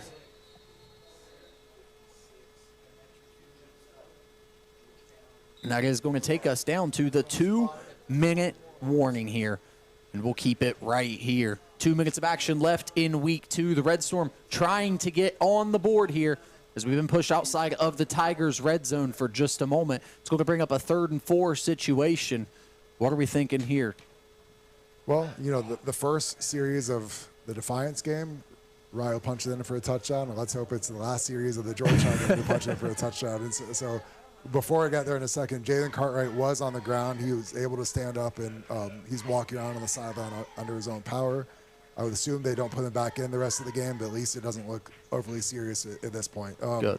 So right now, it's the 3rd and 4. It's obviously 4-down territory, and so you're thinking, again, I think not only do you want to score, but you also want to keep helping Aiden Ludoff develop and the passing game develop. It's not just him. It's the timing with the receivers, and then also the pass protection as well. So I think I'm saying 2 passing plays here, these next 2 plays. At least on one of them, I'd roll him to the wide side of the field, give him a run pass option. And with his movement skills and decision-making ability, hopefully he makes the right call. We're going to line it up here. 2 minutes to go in the game. 3rd and 4 for the Red Storm. Ludoff has 2 receivers to each side. Jaffa Gunli in the backfield to his left. Mike Elmore in motion across the formation. Ludoff gets a snap, rolls to his left, being chased, trying to make something happen, throws it, and that ball's thrown away, and it's going to be 4th and 4 from the 21. So Rio did exactly what I said. They moved the launch point, they rolled Ludoff to the left. We talked about following your shot earlier. He couldn't follow his shot because if he had, he would have gotten destroyed. So he had to keep his momentum going into the Georgetown sideline, which makes it a really tough throw. He did the wise thing, just throwing it away in that situation. But when you roll left, you like to not be under that much pressure. 4th and 4, a real chance at some points for the Red Storm, but a big 4th down to do it. Red Storm come to the line. 3 receivers to the left on the far side, back to the right for Ludoff. Play clock at 5 seconds. Ludoff takes a snap. He's got pressure from inside out, throws it, has a man, incomplete though. And the ball intended for 0. Aiden Dunn is incomplete. Turnover on downs for the Red Storm. 1:48 to go, Todd. That was a prime example. Aiden Dunn was open in the flat for the relatively easy completion. Aiden Ludoff doesn't follow his shot. His momentum takes him into the sideline. Ball sails over Aiden Dunn's head, incompletion instead. So that's a hard thing to do for young QBs, and that's some relatively simple coaching points, not necessarily easy, but those are things that Aiden Ludoff can use to help him develop as a passer in this program. 1:48 to go. Red Storm trail 48-0 in week 2 to the number 4 team in the NAIA, the Georgetown Tigers. Smith gets the snap. He hands it off. That's number 42 on the handoff. That's Reese Johnson. Picks up a few yards before being brought down. We've still got Andy Meldick in the game. Nate Lopez is in the game. Dakari Reese is in the game. So if you really think those guys need more reps and they haven't gotten enough in the first 2 games and in practice, and okay, I get that. But the last thing you want to see is any of those guys get hurt at this stage of a game that's meaningless at this point. The outcome's already decided. 1:17 to go in this game. We're down to our final 1 or 2 plays, I would say, based on the tempo we're seeing from Georgetown here. Smith calling out signals. He gets it, hands off to 42. That's Reese Johnson again. Bounced off of the tackle initially, finally brought down after another pickup of about 3 yards. So yeah, probably one more snap here. You'd imagine Georgetown's just going to kneel on it here to finish it off. 3rd down, 1 snap, likely ensuing, as you said here, Todd. We'll see where it takes us. But overall, I think Coach Thurston has to be relatively pleased with his showing in some regards, of his team today against the number 4 team in the country as the clock winds down here. One more snap from Alumni Stadium today. Play clock under 5. Handed off to Johnson again. Johnson makes a few miss, crosses the 35-yard line. He's brought down at the 37, and that's where things will come to a close today. 1.5 on the clock, but it's a formality at this point as the clock comes to a stop on the day. That's the final. That'll do it. Georgetown 48. University of Rio Grande 0. We'll be back with the Braden CDJR postgame report here in just a moment from Alumni Stadium. Keep it right here. Looking to buy or sell your home? Trust the local pros at Red Apple Realty. They know Jackson and Ohio like the back of their hand, and they want to make your move smooth, simple, and successful. From first homes to forever homes, farms to fixer-uppers, they have the keys to your next chapter. If it's residential, commercial, or you're looking for land, their agent.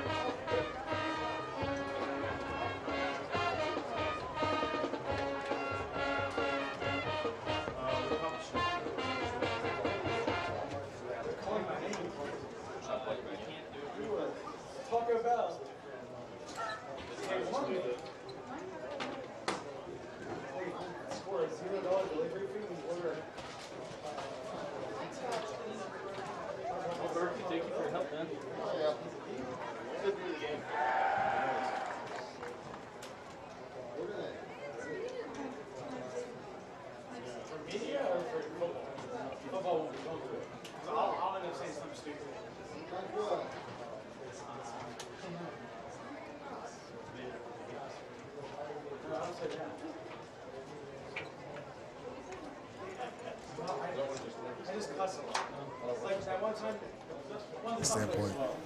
So this team's still playing hard. I thought it did hurt defensively. Nate Lopez missed a lot of the first half, and that's when Rio was still kind of in the game. If he played more, maybe that makes it, maybe it keeps this game closer for longer. I don't know. But it looks like ideally, and hopefully, there were some guys that hobbled off here and there, but it didn't look like anything was too serious on the Rio side for the key players, which is, knock on wood, hopefully that continues to be the case. Yeah, hopefully so. And, we talk about the defensive unit. You mentioned Nate Lopez being off the field for the first half, and I think he's separating himself as the real leader, the real captain of this defense, at least the way that I'm seeing the game here, Todd. He does a lot of things, but the way he handles himself on the field, he flies around, he plays hard, and you can tell that this defense kind of wants to go as he goes. And today I thought the defense played a little bit better. What were some of the things that you thought throughout the day that may have kept the Red Storm in this game defensively a little bit better than they were a week ago? So from the outside looking in, just to touch on Lopez real quick, he appears to be the heart and soul of this program. Yeah. Just A, he's a really good player, but B, it's also about how he plays the game. He's fearless. He plays his tail off. He's really physical.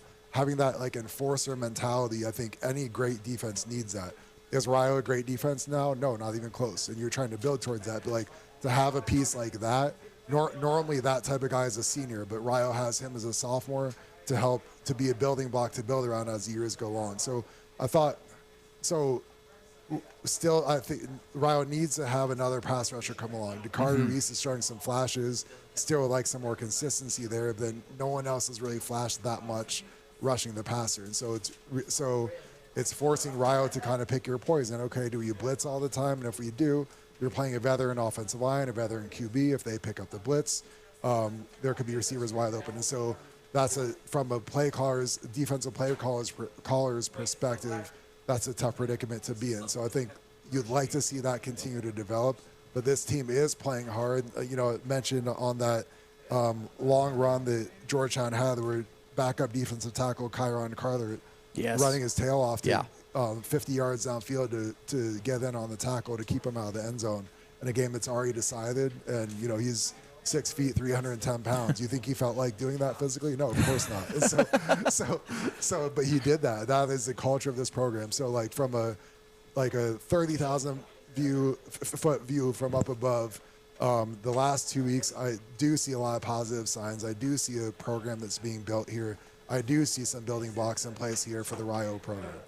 Todd, you've been around a lot of football. I'm hoping we have the opportunity to talk with Coach Thurston as well. We'll see about getting him up into the booth for post-game as well. But if we don't, you've had the opportunity now. You've watched this team for 2 weeks. What do you want to take away? You've seen now the kind of I guess I want to call it the pinnacle of what what a program should be at the NAI level. Number 4 team in the country rolling into your place today. What do you want to take away when you see a program like Georgetown? Forget wins and losses for just a moment. You mentioned something in the later part of the game I thought was interesting. Starters standing up on the sidelines while the third team defense is on the field holding on to a shutout, and the reaction was huge when they did hold on to the shutout as well. What are some things that you want to take away when you're taking on a program in your infancy that's well-seasoned, well-conditioned?